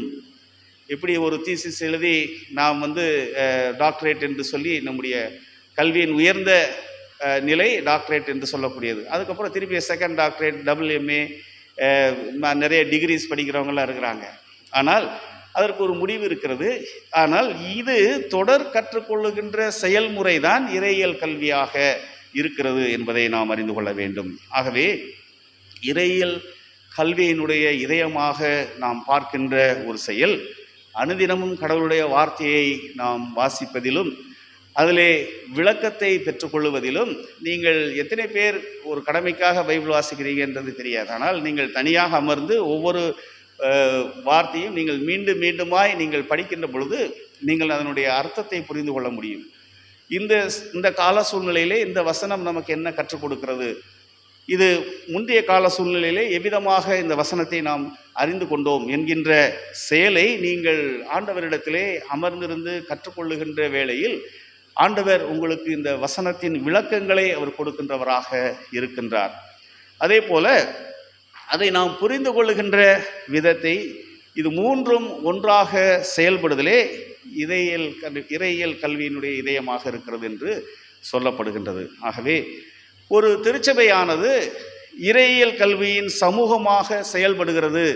அதுதான் இறையியல் கல்வியின் வழியாய் கடவுள் நமக்கு கொடுக்கின்ற ஒரு அழைப்பாக இருக்கின்றது. ஒரு திருச்சபை எப்படி இறையியல் கல்வியின் சமூகமாக செயல்படுகிறது என்பதை 3 வழிகளிலே நாம் அறிந்து கொள்ள முடியும். இந்த திருச்சபை இறையியல் கல்வியிலே கடவுளுக்கு சான்றாக, கடவுளுக்கு சாட்சியாக, ஆண்டவரை வழிபடுகின்ற, அவரை பின்தொடர்கின்ற, அவருடைய வாழ்வில் கனி கொடுக்கின்ற ஒரு சமுதாயமாக இருக்கிறது என்பதை 3 வரிகளிலே நாம் அறிந்து கொள்ளலாம். முதலாவதாக ஒரு சமூகம், ஒரு திருச்சபையானது கடவுளின் வார்த்தையை மையமாக கொண்டு அது செயல்படுகின்ற விதத்திலே அந்த திருச்சபையானது இறையியல் கல்வியின் சமூகமாக ஆண்டவரை மகிமைப்படுத்துகின்ற திருச்சபையாக இருக்கிறது என்று நாம் அறிந்து கொள்ள முடியும். முதலாவதாக அந்த திருச்சபை கடவுளுடைய வார்த்தைக்கு அது செயல்படுகின்ற ஒரு திருச்சபையாக காணப்பட வேண்டும். கடவுளுடைய வார்த்தையை மையமாக கொண்டு செயல்படுகின்ற திருச்சபையாய் காணப்பட வேண்டும். இரண்டாவதாக விசுவாசத்தை மையமாக கொண்டு செயல்படுகின்ற திருச்சபையாக காணப்பட வேண்டும். நம்மிடத்திலே எவ்வளவு விசுவாசம் இருக்கிறது, நம்முடைய விசுவாசம் எந்த அளவு ஆண்டவரிடத்திலே காணப்படுகிறது, அந்த விசுவாசம் அனுதினமும் வளர்ச்சி பெறுகின்ற விசுவாசமாய் காணப்பட வேண்டும் என்கின்ற இந்த செயல்பாடோடு நம்முடைய திருச்சபை செயல்படுகின்றதா என்பது, அவ்விதமாக செயல்படுகின்ற திருச்சபை இறையியல் கல்வியின் சமூகமாக செயல்படுகிறது, கடவுள் விரும்புகின்ற செயல்பாட்டை சமூகத்திலே எடுத்து செல்லுகின்றது என்று நாம் அறிந்து கொள்ள முடியும். மூன்றாவதாக கிறிஸ்துவின் சீடராக கனி கொடுக்கும் பயணத்தில் அது செயல்படுகின்ற திருச்சபையாய் இருக்கிறது. ஆக ஒரு திருச்சபை இறையியல் கல்வியின் சமூகமாக இருக்கிறது என்று சொன்னால், முதலாவதாக கடவுளுடைய வார்த்தைகளே மையமாக இருந்து அது செயல்படுகின்ற திருச்சபையாய் இருக்கும். இரண்டாவதாக விசுவாசத்தை மையமாக கொண்டு செயல்படுகின்ற திருச்சபையாய் இருக்கும். மூன்றாவதாக கிறிஸ்துவின் சீடராக இருந்து கனி கொடுக்கின்ற திருச்சபையாய் இருக்கும். அவ்விதமாய் இல்லை என்றால் அந்த திருச்சபை என்ன இல்லை, இறையியல் கல்வியின் சமூகத்தின் அங்கமாக இல்லை.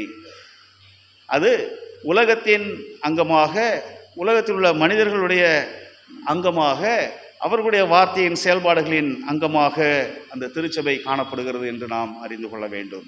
ஆகவே அன்புக்குரியவர்களே, இன்றைய காலகட்டத்திலே இறையியல் கல்வியின் அவசியம் என்ன என்று நாம் பார்க்கின்ற வேளையிலே, அது கடவுளுடைய வார்த்தையின் வழியாய் நாம் விசுவாசத்திலே பலப்படவும், கடவுளின் வார்த்தை வழியாய் நாம் செயல்படுகின்ற வேளையிலே அது கனி கொடுக்கின்ற ஒரு வாழ்வாகவும் இருக்கிறது என்று திருமறை நமக்கு சொல்லுகின்றது. இறையியல் கல்வியின் அடித்தளமாக இருப்பது கடவுளின் வார்த்தை என்பதை நாம் திருமறையின் வழியாய் அறிந்து கொள்ள முடியும். சங்கீதம் 119, 105 சங்கீதக்காரன் விதமாய் சொல்லுகிறார், வாசிக்கலாம். வார்த்தைகள் உன் கால்களுக்கு தீபமும் பாதைக்கு வெளிச்சமுமாய் இருக்கிறது. அவருடைய வார்த்தையே கால்களுக்கு தீபமும் பாதைக்கு வெளிச்சமுமாய் இருக்கிறது என்று சங்கீதக்காரன் சொல்லுகிறதை நாம் காணுகின்றோம். இரவு வந்தால் நமக்கு ஒரு டார்ச் லைட் வேணும், ஆனால் இவர் சொல்லுகிறார் அவருடைய வார்த்தையே எனக்கு எல்லாமாய் இருக்கிறது. ஆக இறையியல் கல்வியின் அடித்தளம் வார்த்தையாக இருக்கிறது என்று இங்கே சங்கீதக்காரன் சொல்லுகின்ற செய்தியை நாம் காணுகின்றோம். ஆண்டவருடைய இறை தாசர்கள் செஞ்சரோம் அவர்கள் கடவுளின் வார்த்தையை அறியாமை, கிறிஸ்துவை அறியாமை என்று அவர் சொல்லுகின்றார். அதே போல வேதாகமம் என்பது ஏதோ ஒரு தகவலுக்காகவும், அது ஒரு அற்புதத்தின் அடையாளமாகவும், அது ஒரு வழிநடத்தலின் அடையாளமாகவும் மட்டுமல்ல, அது மாற்றத்திற்காக, மனமாற்றத்திற்காக, சமுதாய மாற்றத்திற்காக, கடவுளுடைய வாழ்விலே உறவிலே இணைவதற்கு உள்ள மாற்றத்திற்காக கொடுக்கப்பட்டது என்று ஆண்டவருடைய தாசர் D.L. மூடி அவர்கள் சொல்லுகின்றார். ஆண்டவராகிய இயேசு கிறிஸ்து சொல்லுகின்றார், மத்தேயு 28, 19, 20 வாசிக்கலாம். மத்தேயு 28ஆம் அதிகாரம் 19, 20 வசனங்கள். ஆகையால் நீங்கள் புறப்பட்டு போய் சீஷராக்கி பிதா நாமத்திலே கொடுத்து, நான் உங்களுக்கு கட்டளையிட்ட யாவையும் அவர்கள் கைக்கொள்ளும்படி அவர்களுக்கு உபதேசம் பண்ணுங்கள்.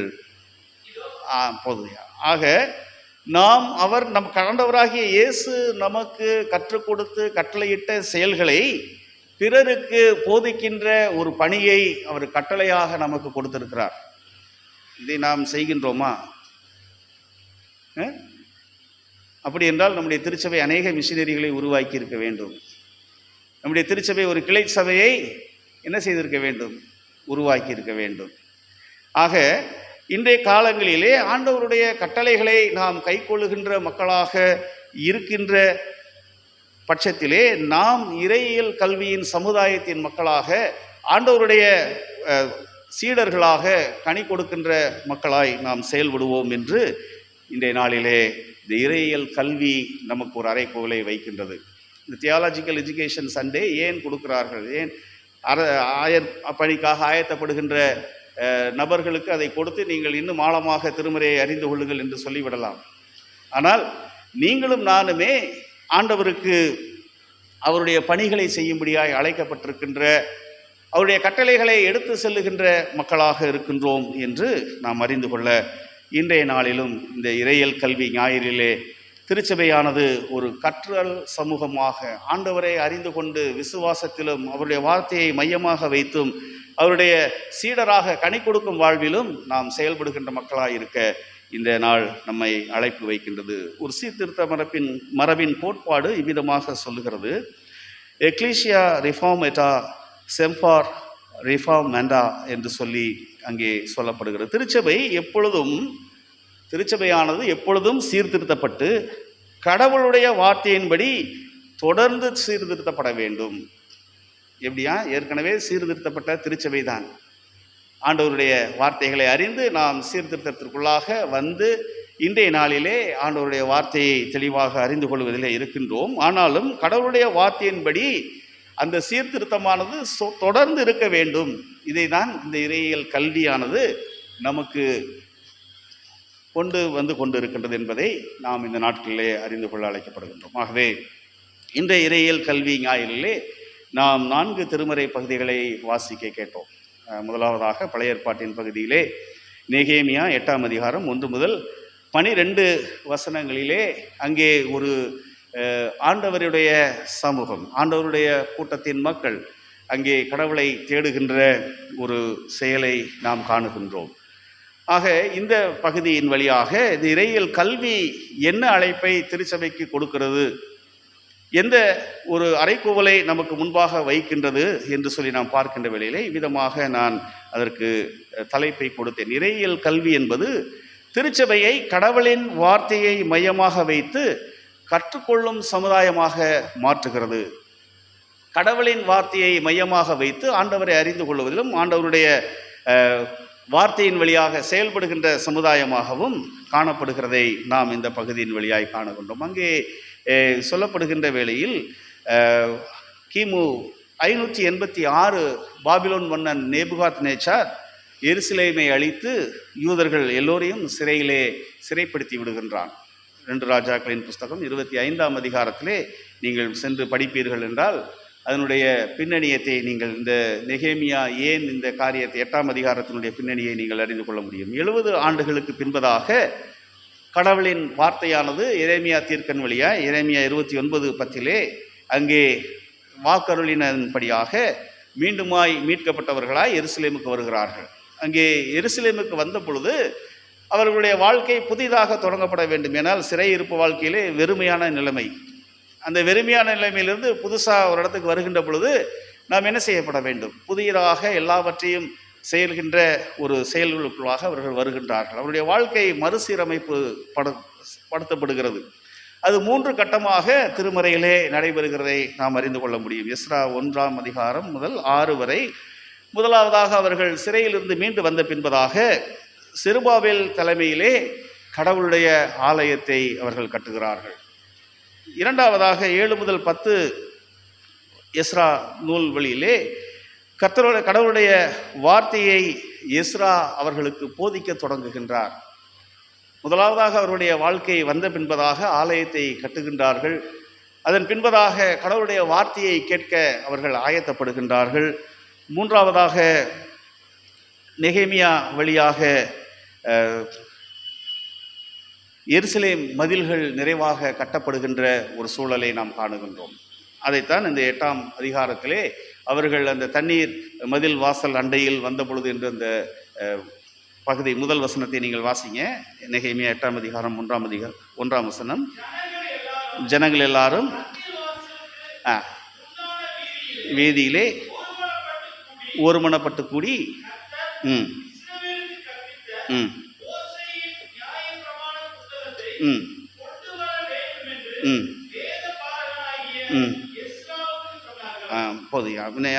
இஸ்ராவுக்கு அவர்கள் சொல்லுகிறார்கள். அந்த இடத்திலே ஆலயம் கட்டப்பட்டு மதில்கள் கட்டப்பட்டு அவர்கள் அந்த வேளையிலே கடவுளுடைய வார்த்தையை அறிந்து கொண்டு வந்திருக்கின்ற வேளையிலே நெகேமியாவிடத்திலே சொல்லுகிறார்கள், மோசேயினுடைய நியாயப்பிரமாணம் என்ன சொல்லுகிறதை நாங்கள் அறிந்து கொள்ள வேண்டும் என்று அவர்கள் வருகின்ற ஒரு கூட்டத்தை பார்க்கிறோம். நெகேமியா 6ஆம் அதிகாரம் 15ஆம் வசனத்தை நாம் வாசிக்கலாம். அலங்கமானது கட்டப்பட்டு முடிந்தது. 52 நாட்களுக்கு பின்பதாக அவர்கள் இவ்விதமாக கூடி அங்கே ஆண்டவருடைய வார்த்தையை அறிந்து கொள்ள வேண்டும் என்று அங்கே சொல்லப்படுகின்ற செய்தியை நாம் காணுகின்றோம். அன்புக்குரியவர்களே, இந்த சூழலிலே நெகேமியா அங்கே அறிகின்றார், ஆலயம் கட்டப்படுவது மாத்திரம் செயலல்ல, ஆலயம் புதுப்பிக்கப்படுவது மாத்திரம் செயலல்ல, மக்கள் ஆண்டவருக்குள்ளாக என்ன செய்யப்பட வேண்டும், புதுப்பிக்கப்பட வேண்டும். அதைத்தான் இங்கே செயல்பாடாக காணுகின்றோம். இறையியல் கல்வி என்பது அமிதமாக நாம் ஒவ்வொரு முறையும் ஆண்டவருக்குள்ளாக புதுப்பிக்கப்படுகின்ற அனுபவத்தை நம்முடைய ஆலயத்திலே பெற்றுக்கொள்ளுகின்ற ஒரு மக்களாக காணப்பட வேண்டும். ஆகவே அவர் இங்கே நெகேமியா செய்த காரியம் ஆலயம் புதுப்பிப்பது அல்ல, மக்களின் இதயம் புதுப்பிக்கப்படும்படியாய் அவர் முயற்சிகளை மேற்கொண்டார் என்று சொல்லி நாம் காணுகின்றோம். அங்கே கேட்கிறார்கள், நாங்கள் கடவுளுடைய வார்த்தையை கேட்க வேண்டும், இந்த நியாயப்பிரமாண நூலை எடுத்து எங்களுக்கு வாசியுங்கள் என்று சொன்ன பொழுது நெகேமியா 8ஆம் அதிகாரம் 8ஆம் வசனத்திலே வாசிக்கலாம்.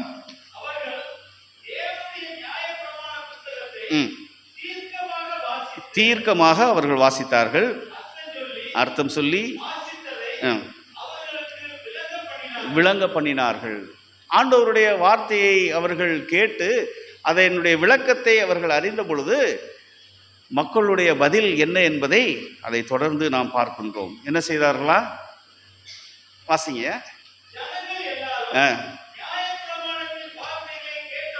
கேட்ட பொழுது அழுதார்கள். கடவுளுடைய வார்த்தையை நாம் கேட்டு ஆயத்தப்படுகின்ற வேளையிலே நாம் உணர்வை பெற்றவர்களாக நம்முடைய வாழ்வின் பாவங்களை, நம்முடைய வாழ்வின் மீறுதல்களை கடவுளிடத்திலே அறிக்கை செய்கின்றவர்களாக நாம் ஆண்டவருடைய சமூகத்திலே கடந்து வரும்படியாக இந்த பதில், மக்களுடைய பதில் அவ்விதமாக இருக்கிறதை நாம் பார்க்கின்றோம்.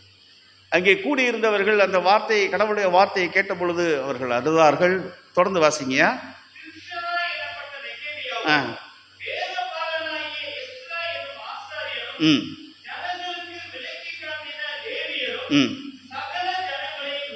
நோக்கி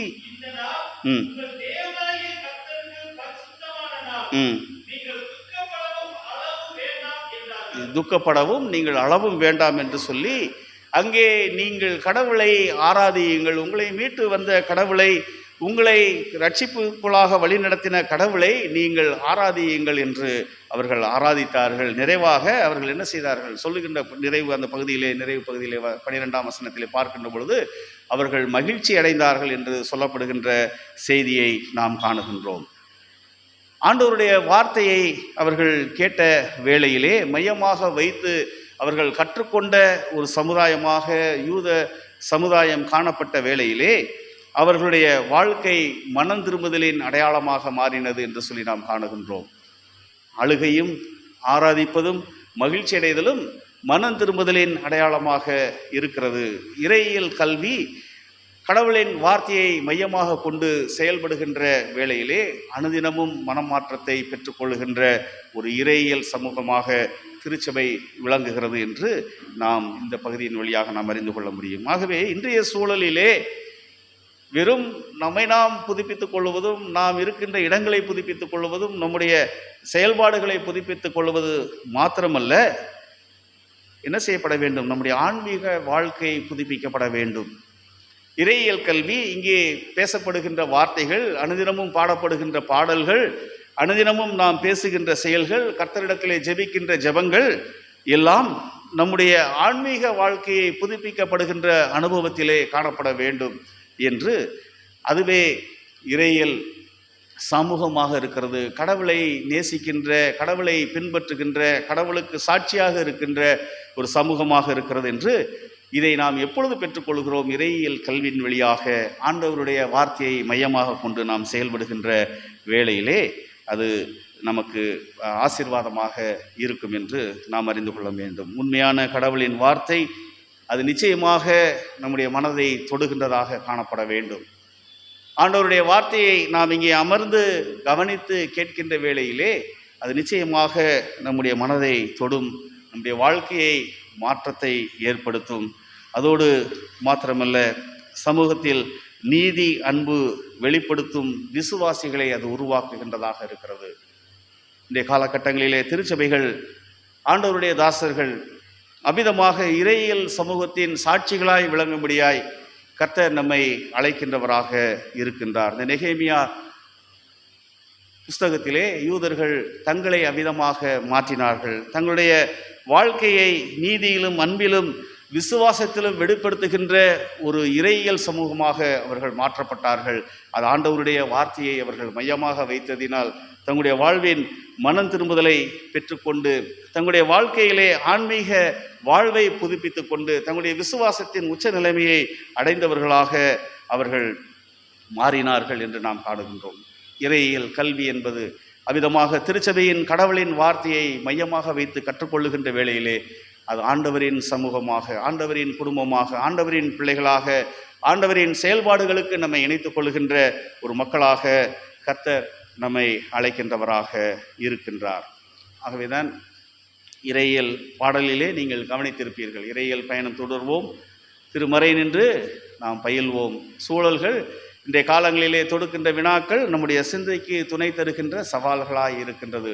இன்றைய காலத்திலே அநேக இடங்களிலே நடைபெறுகின்ற அநீதியின் செயல்கள், அன்பற்ற செயல்கள் இன்றைய காலங்களிலே நான் சொன்னதைப் போல பேராயர் ஐயா அவர்கள் அந்த குழந்தைகளை பார்த்த பொழுது அவர்கள் மனம் கலங்கினார்கள் என்று சொன்னார்கள். நேரடியாக அதை குறித்து பேசின பொழுது 3 மாத குழந்தைகள், 2 மாத குழந்தைகள் தொட்டிலே அங்கே இருக்கின்ற சூழலிலே ஆண்டவர் எங்கே இருக்கின்றார்? கடவுள் இவருடைய எதிர்கால வாழ்வின் திட்டங்கள் என்ன? பெரிய கேள்விக்குறிகளின் மத்தியிலே நாம் இன்றைய நாளிலும் ஆண்டவருடைய செயல்பாடுகளை செய்கின்ற மக்களாக, ஆண்டவர் தேவையில் உள்ளவர்களை ஓடி சென்று சந்தித்த ஒரு கடவுளாக இருந்தார் என்று சொல்லி நாம் காணுகின்றோம். எங்கே தேவை இருந்ததோ, எங்கே அநீதி இருந்ததோ, எங்கே அழுகுறல் இருந்ததோ, எங்கே வியாதி இருந்ததோ, எங்கே வேதனைகள் இருந்ததோ அங்கே சென்று தன்னை ஈடுபடுத்தி கொண்ட தன்னுடைய அன்பை வெளிப்படுத்தின ஒரு கடவுளாக இருந்தார் என்று சொல்லி நாம் காணுகின்றோம். இன்றைய காலத்திலும் நம்முடைய திருச்சபை, நம்முடைய திருக்குடும்பங்கள் அவ்விதமாக இறைவனுடைய சமூகமாக இருக்கும்படியாய் இந்த இறையியல் கல்வி ஞாயிறு நம்மை அழைக்கின்றது. நாம் எந்த அளவிலே கடவுளுடைய வார்த்தையை மையமாக கொண்டு செயல்படுகின்ற நம்முடைய தனிமனித வாழ்க்கையிலும், குடும்ப வாழ்க்கையிலும், திருச்சபையின் வாழ்க்கையிலும், சமுதாய வாழ்க்கையிலும் எந்த அளவு நாம் ஆண்டவரின் வார்த்தையை மையப்படுத்தி செயல்படுகின்றவர்களாக இருக்கின்றோம் என்று நாம் சிந்திக்கும்படியாக அழைக்கப்படுகின்றோம். இரண்டாவதாக நாம் வாசித்தோம் இறையியல் கல்வி என்பதை குறித்து பவுல் அப்போஸ்தலன் சொல்லுகின்ற ஒரு பகுதியை நாம் அறிந்து கொண்டோம். 1 கொரிந்தியர் 14 முதல் 20 முதல் 23 வசனங்களை நாம் வாசித்தோம். அந்த பகுதியிலே நான் அறிந்து கொண்ட ஒரு காரியம், அந்த பகுதிக்கு விதமாக நான் தலைப்பிட்டிருக்கிறேன். இறையியல் கல்வி திருச்சபையை முதிர்ச்சியுள்ள விசுவாசத்தை கற்றுக்கொள்ளும் சமுதாயமாக மாற்றுகிறது. முதிர்ச்சியுள்ள விசுவாசம். நம்முடைய விசுவாசம் சிறு வயது முதல் தொடங்கி பெரியவர்களாக வருகின்ற பொழுது நம்முடைய அனுபவங்களின் வழியாக நம்முடைய விசுவாசத்தை அறிந்து வந்து கொண்டே இருக்கின்றோம். அந்த விசுவாசத்தினுடைய முதிர்ச்சியை பெற்ற சமுதாயமாக இந்த சமுதாயம் மாறுகிறது. அது இறையியல் கல்வி கொடுக்கிறது என்று சொல்லி நாம் அறிந்து கொள்ள முடியும். பவுல் அப்போஸ்தலன் கொரிந்து சபையின் ஆராதனை முறையை அவர் சீர்படுத்துகின்ற ஒரு செயலை இந்த பகுதியிலே நாம் காணுகின்றோம். அதிலே சொல்லுகின்ற பொழுது அந்த காலகட்டங்களிலே ஆண்டவருடைய ஆவியானவருடைய அந்நிய பாஷைகளை பேசுகின்ற ஒரு அடையாளம் தங்களுடைய வாழ்க்கையிலே அது மேன்மையின் அடையாளமாக அநேகர் பின்பற்றினார்கள். என்ன செய்தார்கள்? நான் அந்நிய பாஷை பேசினால் நான் ஆண்டவருக்குள்ளாக நான் பெரிய மனிதன் என்கின்ற ஒரு மேட்டிமையின் எண்ணம், ஒரு மேன்மையின் எண்ணம் அங்கே கொரிந்து சபையிலே காணப்பட்டது. அந்த வேளையிலே அவர் அந்த சபையின் வழிபாடு முறைகளை ஆண்டவரிடத்திலே அவர் எதிர்பார்க்கின்ற செயல் என்ன என்பதை சீர்திருத்துகின்ற ஒரு செயலை செய்கின்றதை நாம் காணுகின்றோம். அந்த 2ஆம் சரணத்தை நாம் பார்க்கின்ற பொழுது 2ஆம் சரணம் என்ன சொல்லுதுயா பாட்டில், அந்த சிறப்பு பாடலில் திருச்சபை வாழ்வில் இறையியல் சீர்திருத்தமே வழங்கிடும் வாழ்வியல் என்று அந்த பகுதியிலே சொல்லப்படுகிறது. ஆக திருச்சபை வாழ்வின் இறையியல் என்பது சீர்திருத்தத்தை கொண்டு வருகின்ற ஒரு செயலை உடையதாக இருக்கின்றது. ஆகவே முதிர்ச்சியுள்ள விசுவாசத்தை நாம் பெற்றிருக்கின்றோமா, நம்முடைய திருச்சபை பெற்றிருக்கின்றதா, நம்முடைய வாழ்க்கையிலே நாம் பெற்றிருக்கின்றோமா என்ற ஒரு கேள்வியோடு இன்றைய நாளிலும் நாம் ஆண்டவருடைய சமூகத்திலே அவருடைய வார்த்தையை நாம் மையமாக கொண்டு நம்முடைய விசுவாசத்தை முதிர்ச்சி அடைய செய்ய இங்கே பவுல் அப்போஸ்தலன் இறையியல் கல்வி வழியாக போதிக்கின்ற ஒரு செயலை நாம் கண்டுகொள்ள முடியும். ஆகவே அவர் சொல்லுகின்றார், உங்களுக்கு குழந்தையின் மனநிலை வேண்டாம், நீங்கள் ஏற்கனவே கிறிஸ்துவை அறிந்தவர்கள், உங்களுக்கு சிறு வயது பிள்ளைகள் எவ்விதமாய் இன்னுமாய் அறிந்து கொள்கின்றீர்களோ அந்த மாதிரி இது மனநிலை வேண்டாம், முதிர்ச்சி அடையுங்கள் என்று சொல்லுகின்றதை நாம் காணுகின்றோம். ஏன் அவர் அவ்விதமாய் சொல்லுகின்றார்? எபிரேயர் 5ஆம் அதிகாரம் 14ஆம் வசனத்திலே நாம் வாசிக்கின்ற பொழுது வாசிக்கலாம். எபிரேயர் 5:14.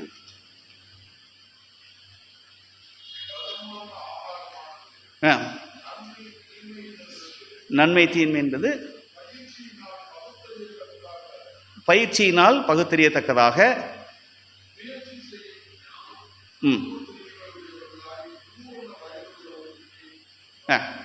அது பூரண வயதுள்ளவர்களுக்கே நன்மையும் தீமையும் என்ன என்பது உணவின் வழியாய் அவர்கள் அறிந்திருப்பார்கள். இன்றைய காலங்களிலும் சிறு பிரச்சனைகள் உடலிலே ஏற்படுகின்ற பொழுது பாட்டி வைத்தியம் என்று கேட்போம், அப்படித்தானே? ஏனென்றால் உணவு வழியாக நன்மை தீமை என்ன என்பது அவர்கள் அறிந்து நம்மை வளர்க்கின்ற வளர்ப்பு, அவர்களுடைய அனுபவம் அவ்விதமாக இருக்கிறது. ஆகவே இன்றைய நாளிலும் நாம் கடவுளிடத்திலே, விசுவாசத்திலே, அனுபவத்திலே நீங்கள் முதிர்ச்சி அடையும்படியாக நீங்கள் என்ன செய்ய வேண்டும்? குழந்தை மனநிலை வேண்டாம், நீங்கள் முதிர்ச்சி உள்ள பெரியவர்களைப் போல நீங்கள் காணப்பட வேண்டும் என்று அங்கே சீர்திருத்த செயலை பவுல் அப்போஸ்தலன் சொல்லுகின்றார்.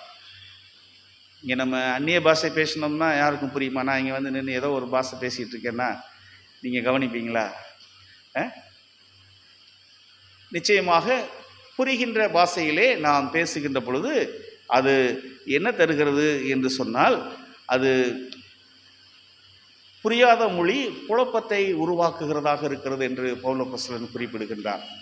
ஆண்டவர் கொடுக்கின்ற அந்த வரங்களிலே அந்த அந்நிய பாஷையானது மிகுந்த ஆசீர்வாதமான ஒன்று. அது ஜெபத்தின் வழியாய் அது விளக்கப்படுகின்றதாக காணப்பட வேண்டும். அதற்காக அதை பேசுகின்றவர்கள் அதை அறிந்து விளக்குகின்ற தன்மையை ஆண்டவரிடத்திலே பெற்றுக்கொள்ள வேண்டும் என்று அவர் குறிப்பிடுகின்ற சூழலிலும் இந்த அந்நிய பாஷையின் மேன்மையை நீங்கள் செலுத்த வேண்டாம், அது உங்களிடத்தில் மேன்மையாய் காணப்பட வேண்டாம் என்று இங்கே கொரிந்து சபையை திருத்துகின்ற ஒரு செயலை பவுல் அப்போஸ்தலன் செய்கின்றார். அதோடு மாத்திரமல்ல, புரியாத மொழி குழப்பத்தை உருவாக்கும், புரியும் போதனையோ விசுவாசத்தை வளர்க்கும் என்று அவர் குறிப்பிடுகின்றார். ஆகவேதான் அதன் முன்பகுதியிலே நீங்கள் சென்று வாசிப்பீர்கள், வீடுகளில் சென்று நீங்கள் வாசித்து பார்ப்பீர்கள் என்றால் அவர் சொல்லுகின்ற அவருடைய விருப்பமாக சொல்லுகின்ற ஒரு வார்த்தை 1 கொரிந்தியர் 14:19 வாசிக்கலாம். அப்படி இருந்தும் நான்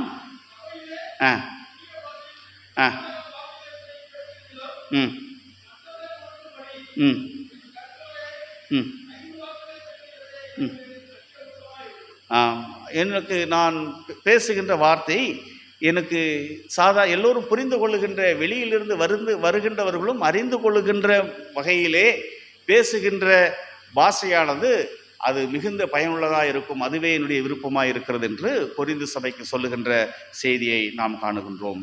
அன்புக்குரியவர்களே, நம்முடைய வாழ்க்கையிலே முதிர்ச்சியுள்ள விசுவாசத்தை பெற்றுக்கொள்ளும்படியாக இறையியல் கல்வி நம்மை வழி நடத்துகின்றது. 1 கொரிந்தியர் 14:23 அவர் சொல்லுகின்றார், வாசிக்கலாம். ஆகையால் கூடி வந்து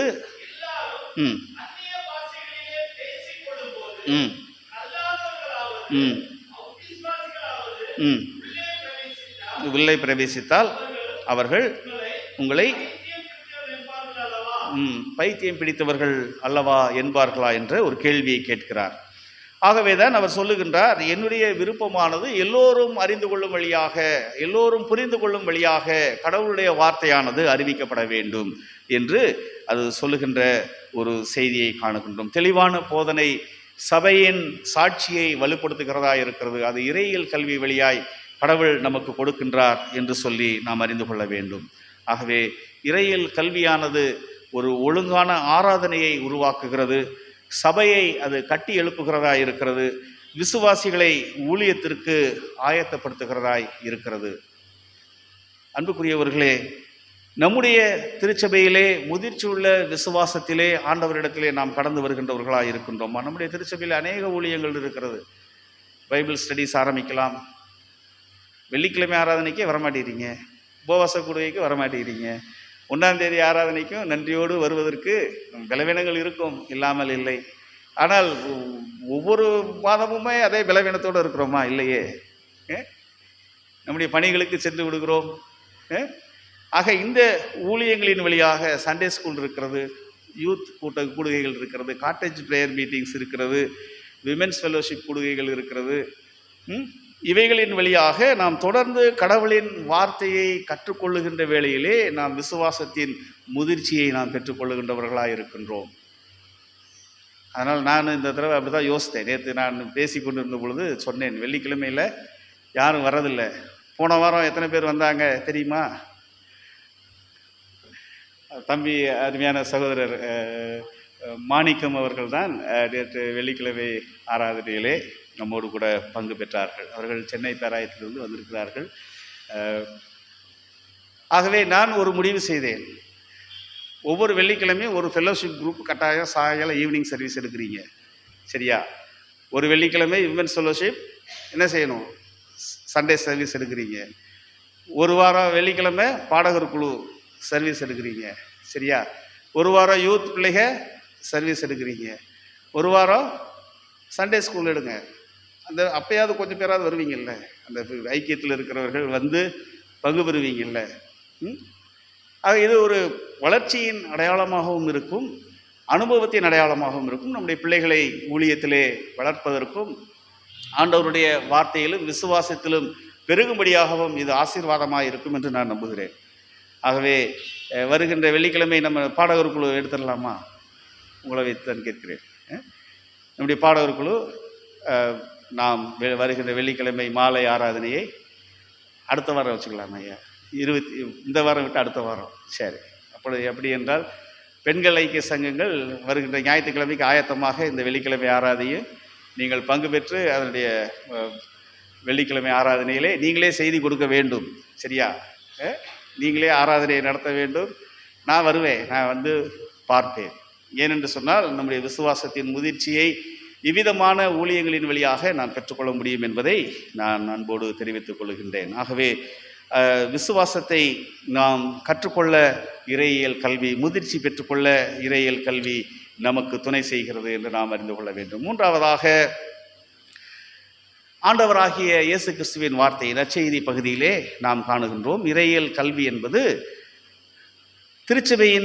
திருச்சபையை கிறிஸ்துவின் வார்த்தையை கற்றுக்கொண்டு கனிதரும் சமுதாயமாக மாற்றுகிறது. Theological education transforms the church into a community that receives the word of Christ and bears fruit என்று சொல்லி நாம் அறிந்து கொள்ள வேண்டும். வில்லியம் பார்க்லே என்கின்ற இறையியலாளர், the proof of hearing the word is not in listening but in living it என்று அவர் சொல்லுகின்றார். கடவுளின் வார்த்தையை நாம் கேட்கிறோம் என்றால் கேட்பது என்பதற்கான சான்று என்ன? ஒரு சர்டிஃபிகேட் வேணும், நான் படிச்சிருக்கேன்னா உடனே சொல்லுவோம், ஒரு சர்டிஃபிகேட் கேட்குறோம், அப்படி தானே? நான் பிஏ முடிச்சிருக்கேன், எம்ஏ முடிச்சிருக்கேன் அப்படி என்றால் அதற்கான ஆதாரம் என்ன? ஒரு சான்றை நாம் கேட்கிறோம். அவ்விதமாய் நான் கடவுளின் வார்த்தையை கேட்டிருக்கிறேன், நான் கடவுளுடைய பிள்ளையாக இருக்கிறேன் என்றால் அதற்கான சான்று என்ன? நான் கிறிஸ்தவன் என்பதற்கான சான்று என்ன என்று சொல்லுகின்ற பொழுது நாம் அதன்படியாக வாழுகின்ற ஒரு செயலாக இருக்கிறது என்று ஆண்டவராகிய இயேசு கிறிஸ்து தன்னுடைய சீடர்களுக்கு சொல்லுகின்றார். ஜான் ஸ்டட் என்று சொல்லக்கூடிய ஆண்டவருடைய இறையியலாளர், கீழ்ப்படிதல் இல்லாத வேதாகம் அறிவு முழுமையற்றதாக இருக்கிறது, அது பயனற்றதாக இருக்கிறது என்று சொல்லுகிறார். நாம் எவ்வளவோ தியாலஜிக்கல் அடிப்படையிலே எத்தனையோ கல்விகளை கற்று எத்தனையோ வசனங்களை கற்றிருந்து எல்லாவற்றிலும் நாம் முதன்மையாக இருந்தாலும் அது கடவுளுடைய வார்த்தைக்கு கீழ்ப்படியாமல் போகும் என்று சொன்னால் அந்த வேதாகம் அறிவு என்னது? பிரயோஜனமற்றது, வேஸ்ட் என்று அவர் சொல்லுகிறார். நம்முடைய சாட்சி என்பது இல்லை என்று அவர் சொல்லுகின்ற ஒரு செய்தியை நாம் அறிந்து கொள்ள முடியும். டைட்ரிச் போன்ஹாஃபர் என்கின்ற இறையியலாளர், only those who obey truly believe என்று அவர் சொல்லுகிறார். உண்மையாய் கீழ்ப்படுகிறவர்களே உண்மையான விசுவாசி என்று அவர் விசுவாசிகளை குறித்து சொல்லுகின்ற ஒரு செய்தியை காணுகின்றோம். நான் விசுவாசினா அதல்ல. உண்மையான விசுவாசி என்பது கர்த்தருடைய வார்த்தைக்கு கீழ்ப்படுகிறவர்கள், அவர்கள்தான் விசுவாசி. நாம சொல்லி கொண்டு போகலாம், நான் கிறிஸ்தவ விசுவாசி, நான் அதில் விசுவாசி, நான் இதில் பெரிய ஆள், அப்படி அல்ல என்று ஆண்டவர் சொல்லுகின்ற டைட்ரிச் போன்ஹாஃபர் என்கின்ற இறையியலாளர் சொல்லுகின்றதை நாம் சிந்திக்கும்படியாக அழைக்கப்படுகின்றோம். ஆண்டவருடைய வார்த்தை அந்த மத்தேயு 13ஆம் அதிகாரத்திலே நாம் காணுகின்றோம். அந்த மத்தேயு 13ஆம் அதிகாரம் முழுவதும் உவமைகளின் அதிகாரமாக சொல்லப்படுகின்றது. பார்த்தீங்கன்னா தொடக்கம் முதல் நிறைவு வரையிலும் ஆண்டவர் உவமை வழியாகவே பேசிக்கொண்டு வருகிறார். இடையில அவங்களே கேட்டாங்க, என்னையா நீங்கள் சும்மா உவமையிலே பேசிக்கிட்டு இருக்கீங்க, என்னையா அப்படின்னு சொல்லி சீடர்களும் கேட்கிறார்கள். அப்படி கேட்கின்ற பொழுது அவர் அதன் வழியாக சில இறையியல் கல்வியின் வழியாக அவர்கள் போதிப்பதின் வழியாக ஆண்டவர் தன்னுடைய வாழ்க்கையிலே கனி தருகின்ற வாழ்க்கை எவ்விதமாக கடவுள் விரும்புகிறார் என்பதை அவர் சுட்டி காட்டுகின்றார். அதற்கு விதைப்பவரின் உவமையை அவர் எடுத்திருக்கின்றார். அதிலே கேள்வியும் வருகிறது, பதிலும் வருகிறது என்பதை நாம் காணுகின்றோம். 18-19 வாசிக்கலாம். ஆகையால் 18, 19 வாசிங்கயா. கேட்டும் உணராது இருக்கும்போது வந்து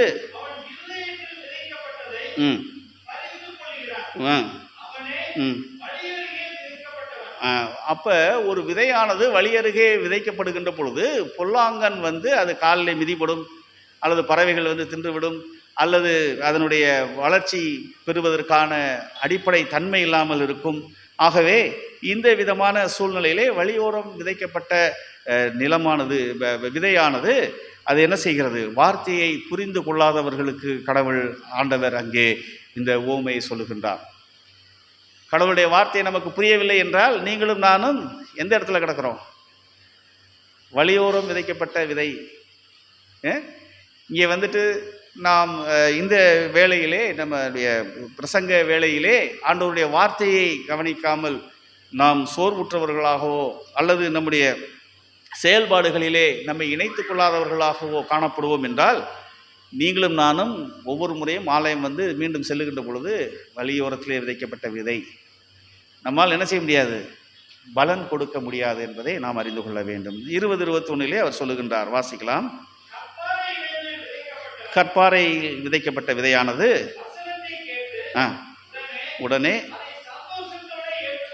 அதை சந்தோஷத்தோடு ஏற்றுக்கொள்கிறான், ஆகிலும் வேறு இல்லாதவனாய் நிலைத்திருப்பான் என்று அங்கே சொல்லப்படுகின்ற செய்தியை காணுகின்றோம். பாறையிலே விழப்பட்ட நிலை என்பது சில நேரம் ஏற்றுக்கொள்வோம். ஆண்டவருடைய வார்த்தையை நாம் கேட்கின்ற பொழுது விசுவாசத்தோடு ஆமாம், இது ஆண்டவரிடத்திலே நாம் விசுவாசம் வேண்டும் என்று நாம் நிற்கின்றவர்களாக இருப்போம். ஆனால் உலகத்தின் சோதனைகளும் உலகத்தின் பாடுகளும் உலகத்தின் கவலைகளும் நம்மை வருகின்ற பொழுது கடவுளை நாம் என்ன செய்து விடுவோம்? விட்டு விடுகின்றவர்களாய் இருப்போம்.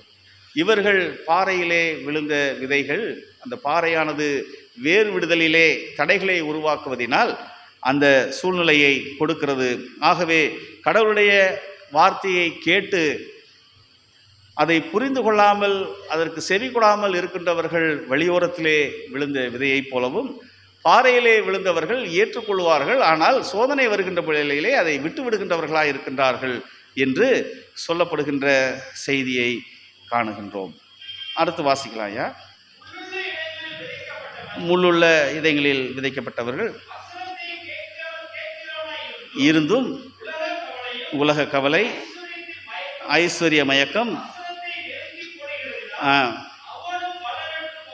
அவனும் பலனற்று போவான் என்று முள்ளுள்ள இடங்களிலே விதைக்கப்பட்ட விதை உலகத்தின் கவலை, உலக ஆசை என்று அவர்கள் நெருக்கப்படுகின்ற வேளையிலே தங்களுடைய வாழ்வின் பலனை கொடுக்காமல் அவர்கள் விட்டு விடுகின்றார்கள் என்று சொல்லப்படுகிறது.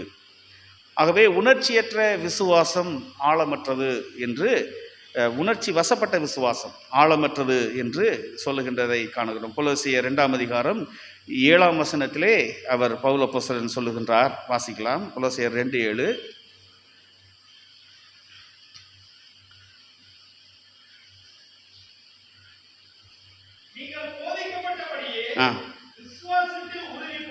விசுவாசத்தில் உறுதிப்பட்டு பெறுவீர்களாக,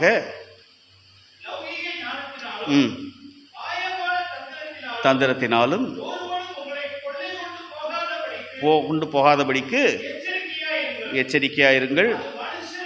அது மனுஷர்களின் நியாயத்தையும் உலக வழிபாடுகளையும் ஆற்றினதே அல்லாமல் கிறிஸ்துவை பற்றினதல்ல என்று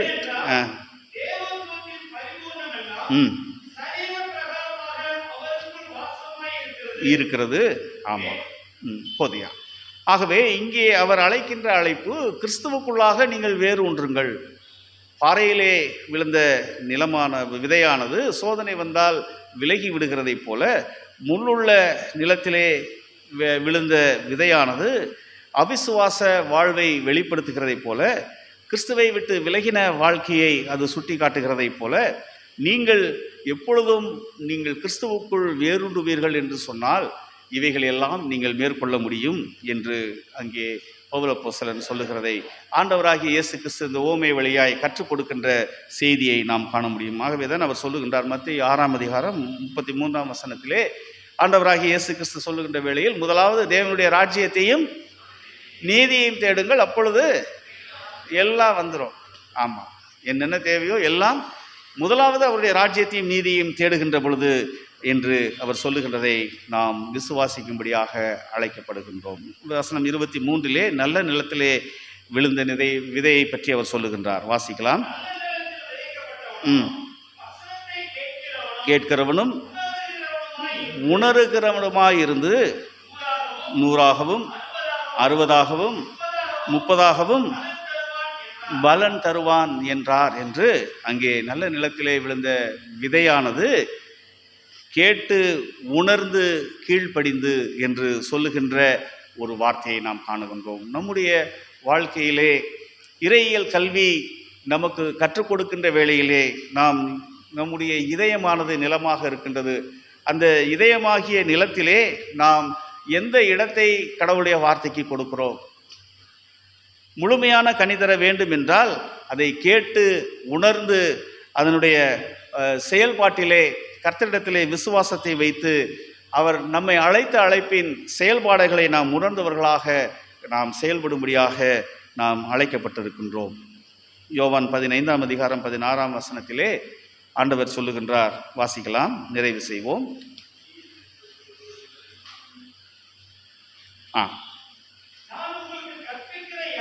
நான் உங்களுக்கு கற்பிக்கிற யாவையும் செய்வீர்களானால் என் சிநேகிதராய் இருப்பீர்கள். சொல்லவில்லை.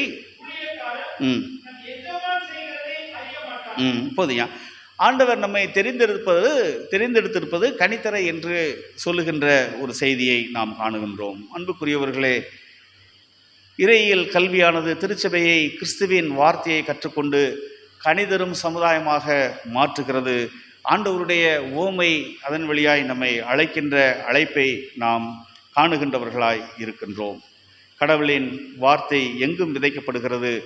ஆனால் அது வாழுகின்ற, அது கனி தருகின்ற இடம், நிலம், இதயம் என்பதை நாம் உணர்ந்து கொள்ள வேண்டும். எங்கும் விதைக்கப்படுகின்ற ஆண்டவருடைய வார்த்தையான விதையானது நம்முடைய இதயத்திலும் நாம் கேட்கின்ற செய்திகளின் வழியாகவும் நாம் அந்த இதயத்திலே எந்த இடத்தை அந்த விதைக்கு கொடுக்கின்றோம், நல்ல கனிகளை தருகின்ற ஒரு வாழ்க்கையை நாம் கொடுக்கின்றோமா என்று நாம் சிந்திக்க அழைக்கப்படுகின்றோம். இறையியல் கல்வி இதயத்தை பண்படுத்துகின்றது, ஆண்டவருடைய வார்த்தையை புரிய வைக்கின்றது, விசுவாசத்திலே வேரூன்ற வைக்கின்றது, கடவுளின் அரசிற்கு 100 மடங்கான கனிதரும் சீடத்துவ பயணத்திற்கு துணை செய்கின்றது என்பதை நாம் உணர்ந்தவர்களாக நாம் பாடின பாடலைப் போல இறையியல் பயணத்தை தொடர்வோம். கர்த்தர் இந்த நாளிலுமே, இந்த இறையியல் கல்வி ஞாயிறிலே நம்முடைய திருச்சபை ஆண்டவருடைய வார்த்தையிலே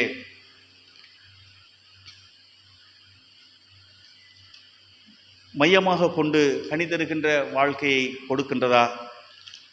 நம்முடைய திருச்சபை முதிர்ச்சியுள்ள விசுவாசத்தை ஆண்டவருடைய வார்த்தைகளை கற்றுக்கொண்டு அவிதமாக செயல்படுகின்ற திருச்சபையாய் காணப்படுகின்றதா? அதே போல கிறிஸ்துவின் வார்த்தையை கற்றுக்கொண்டு உணர்வுபூர்வமாக ஏற்றுக்கொண்டு கனிதரும் சமுதாயமாக அது வாழுகின்றதா என்பதை நாம் சிந்திக்கும்படியாக அழைக்கப்படுகிறோம். இந்த திருச்சபையின் உறுப்பினர் என்று நாம் அழைக்கப்படுகின்றோம். நம்முடைய இதயத்தை பண்படுத்துவோம், ஆண்டவருடைய வார்த்தையை புரிந்து கொள்வதற்கு நம்மை ஆயத்தப்படுத்துவோம், விசுவாசத்திலே நாம் வேரூன்றுவோம். ஆண்டவருடைய ராஜ்யத்திலே 100 மடங்கான கனிகளை தருகின்ற சீடத்துவ பயணத்திற்கு இன்றைய நாளின் அழைப்பை ஏற்றவர்களாக அவ்விதமாய் நாம் பயணிக்கின்ற வேளையிலே ஆண்டவருடைய மெய்யான மகிழ்ச்சி, பலன், சமாதானம் நம்முடைய வாழ்வில் உண்டு. இந்த உலகின் ஆசீர்வாதங்களை நாம் இரட்டத்தனையாய் பெற்றுக்கொள்ள முடியும் என்கின்ற நம்பிக்கையோடு இந்த நாளிலும் ஆண்டவருடைய கரங்களிலே நம்மை அர்ப்பணிப்போம். சுபம் செய்வோம். அன்பின் ஆண்டவரே, இரக்கம் மிகுந்தவரே, இந்த நாளுக்காய் நன்றியோடு நாங்கள் உம்மை துதிக்கிறோம். கர்த்தர், இறையியல் கல்வி என்பது உம்மோடு நாங்கள் உறவாடுவதும், உம்முடைய வார்த்தைக்கு உம்முடைய வார்த்தையை நாங்கள் மையமாக வைத்து அதன் வழியாக ஆசீர்வாதத்தை பெற்றுக்கொள்வதும், ஆண்டவருடைய வார்த்தையிலே முதிர்ச்சியுள்ள விசுவாசத்தை நாங்கள் வெளிப்படுத்தும்படியாய் அனுதினமும் எங்கள் செயல்பாடுகளிலும் எங்களுடைய திருச்சபையின் ஊழியங்களின் வழியாகவும் அதை கற்றுக்கொள்ளும்படியாகவும் கிறிஸ்துவுக்கு கனிதருகின்ற நல்ல இதயத்தை உடைய வார்த்தைகளை ஏற்றுக்கொள்வதிலே, பெற்றுக்கொள்வதிலே, அதில் செயல்படுத்துவதிலே எங்களுடைய திருச்சபையின் முன்மாதிரியை நாங்கள் விளங்க பண்ணும்படியாகவும் கர்த்தர் எங்களுக்கு இந்த கிருபையின் காலங்களில் அருள் செய்யும்படியாக நாங்கள் செபிக்கிறோம். இந்த திருக்கரங்களிலே எங்களை அர்ப்பணிக்கின்றோம். இறைமகன் இயேசு கிறிஸ்து வழியாய் வேண்டுகிறோம் எங்கள் அன்பின் கடவுளே.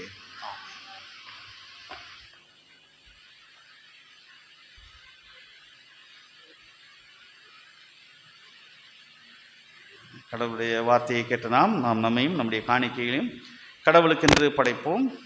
அதற்கு முன்பதாக நம்முடைய கல்வி திருப்பணி காணிக்கை கீர்த்தனை எண் 219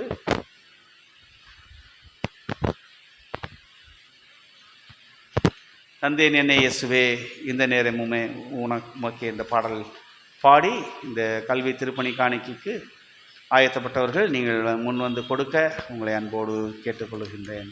கீர்த்தனை எண் 219 இந்த பாடல் வேளையிலே இந்த நம்முடைய திருமணத்தின் கல்வி திருப்பணி காணிக்கை சேகரிக்கப்படும்.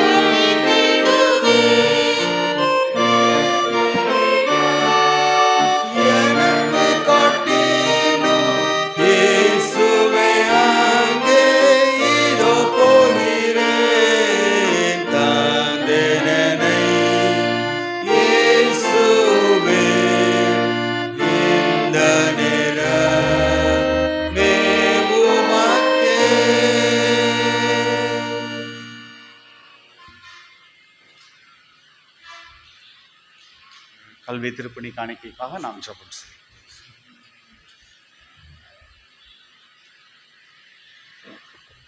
ஜெபம் செய்வோம்.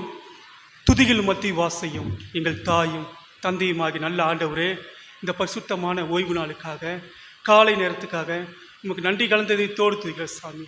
ஆண்டவரே, கல்வி திருப்பணிக்காக நன்றி செலுத்துகிற சாமி. அப்பா, கொடுத்த உழைத்த ஜெபித்த ஒவ்வொரு காணிக்காக நன்றி செலுத்துகிற சாமி. ஈசாக்கு விதை விதைத்தால் 1 10 100 ஆசீர்வதித்த தெய்வம். அப்பா, கல்வி திருப்பணிக்காக அதை கொடுத்த பை காணிக்காக கவர் காணிக்காக அப்பா சொத்து தசமபா காணிக்காக நன்றி செலுத்துகிற சாமி. ஒவ்வொரு காணிக்கையும் 1 10 100 நீ ஆசீர்வதிக்க தயவுக்காக நன்றி செலுத்துகிற சாமி. இவை யாவும் இறைமைந்தன் இயேசுவின் வழியாய் வேண்டுகிறோம் நல்ல கடவுளே, ஆமென்.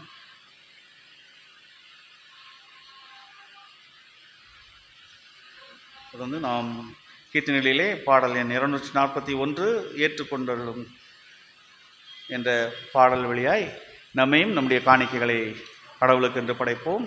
இந்த பாடல் வேளையிலே ஸ்தோத்திர காணிக்கை படைக்கிறவர்கள் நீங்கள் முன்வர உங்களை அன்போடு கேட்டுக்கொள்கின்றேன். ஏற்றுக்கொண்டுள்ளமே தேவா, இப்போது ஏழையின் செபத்தை இயேசுவின் வழியா என்ற பாடல்கள் பாடி நம்மையும் நம்முடைய காணிக்கைகளையும் படைப்போம். ஸ்தோத்திர காணிக்கை படைக்கிறவர்கள் இந்த பாடல் வேளையிலே நீங்கள் முன் வரலாம்.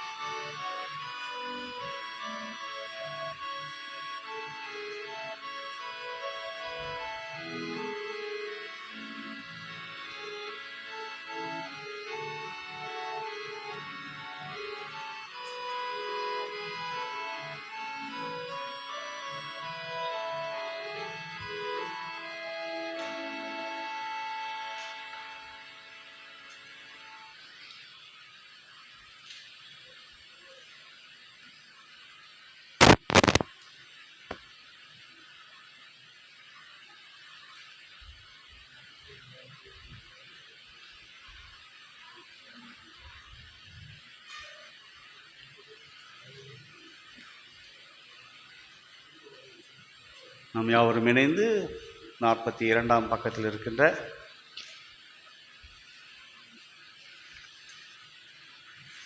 முறையே மன்றாட்டுக்கான ஜெபத்தை ஏறெடுப்போம். ஒவ்வொரு ஜெப குறிப்புக்கு பின்பதாக கர்த்தாவே கிருபையாயிரும் என்று சொல்லி கடவுளை நோக்கி நாம் வேண்டிக் கொள்வோம்.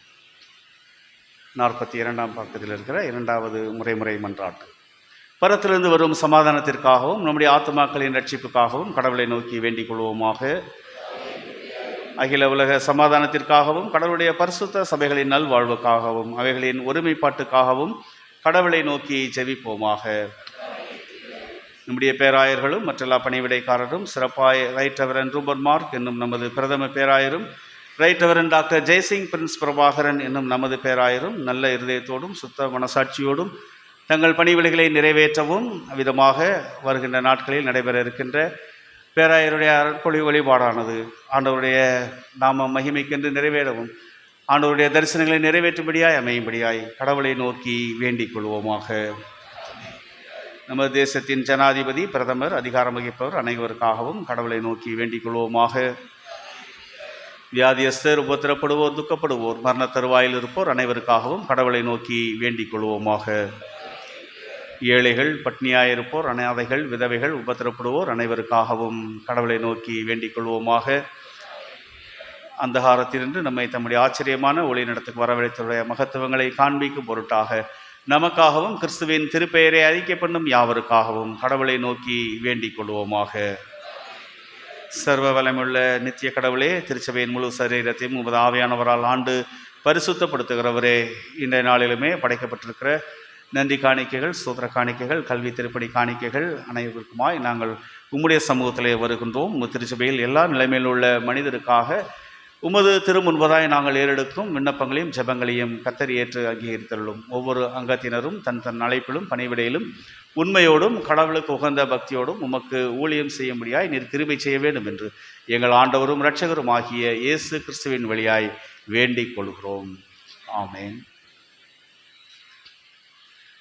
எல்லா புத்திக்கும் மேலான தேவ சமாதானம் உங்களோடு இருந்து நீங்கள் கடவுளையும் அவருடைய குமாரனாகிய நம்முடைய நாதர் இயேசு கிறிஸ்துவை பற்றிய அன்பிலும் நிலைத்திருக்கும்படி உங்கள் இதயத்தையும் சிந்தையையும் காக்க கடவது பிதா, குமாரன், பரிசுத்த ஆவியுமாகிய சர்வ வல்லமை பொருந்தின கடவுளுடைய ஆசீர்வாதம் உங்களுக்குள்ளே இருந்து எப்பொழுதும் உங்களோட நிலைத்திருக்க கடவது.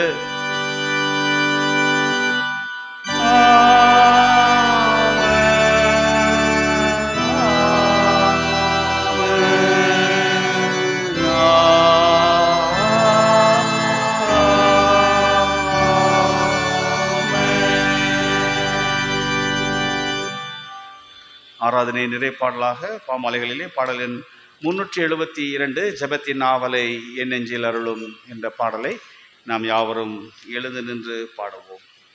பாமாலை எண் 372.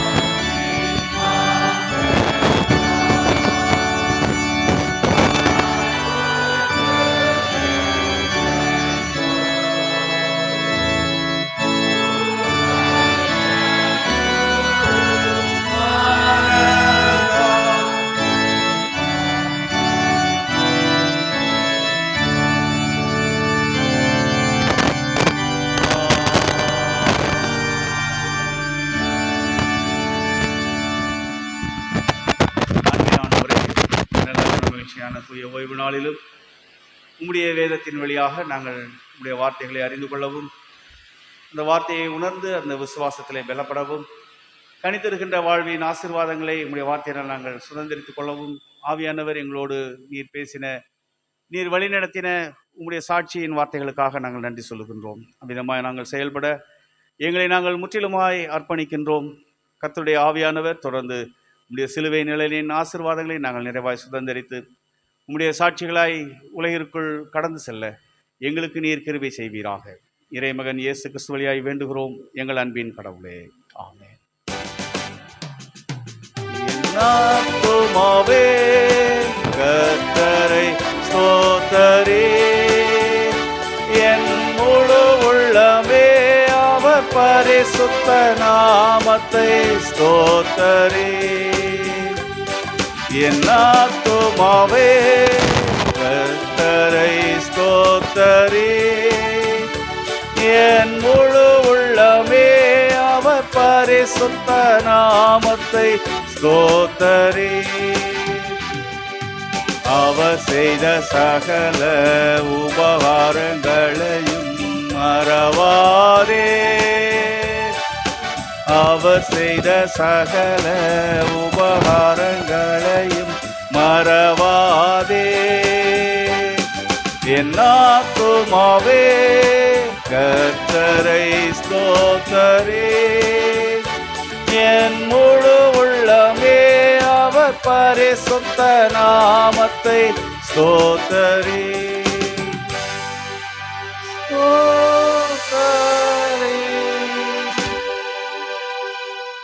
கர்த்தர் உங்களோடு இருப்பாராக. தேவ சமாதானத்துடைய போக கடவோம்.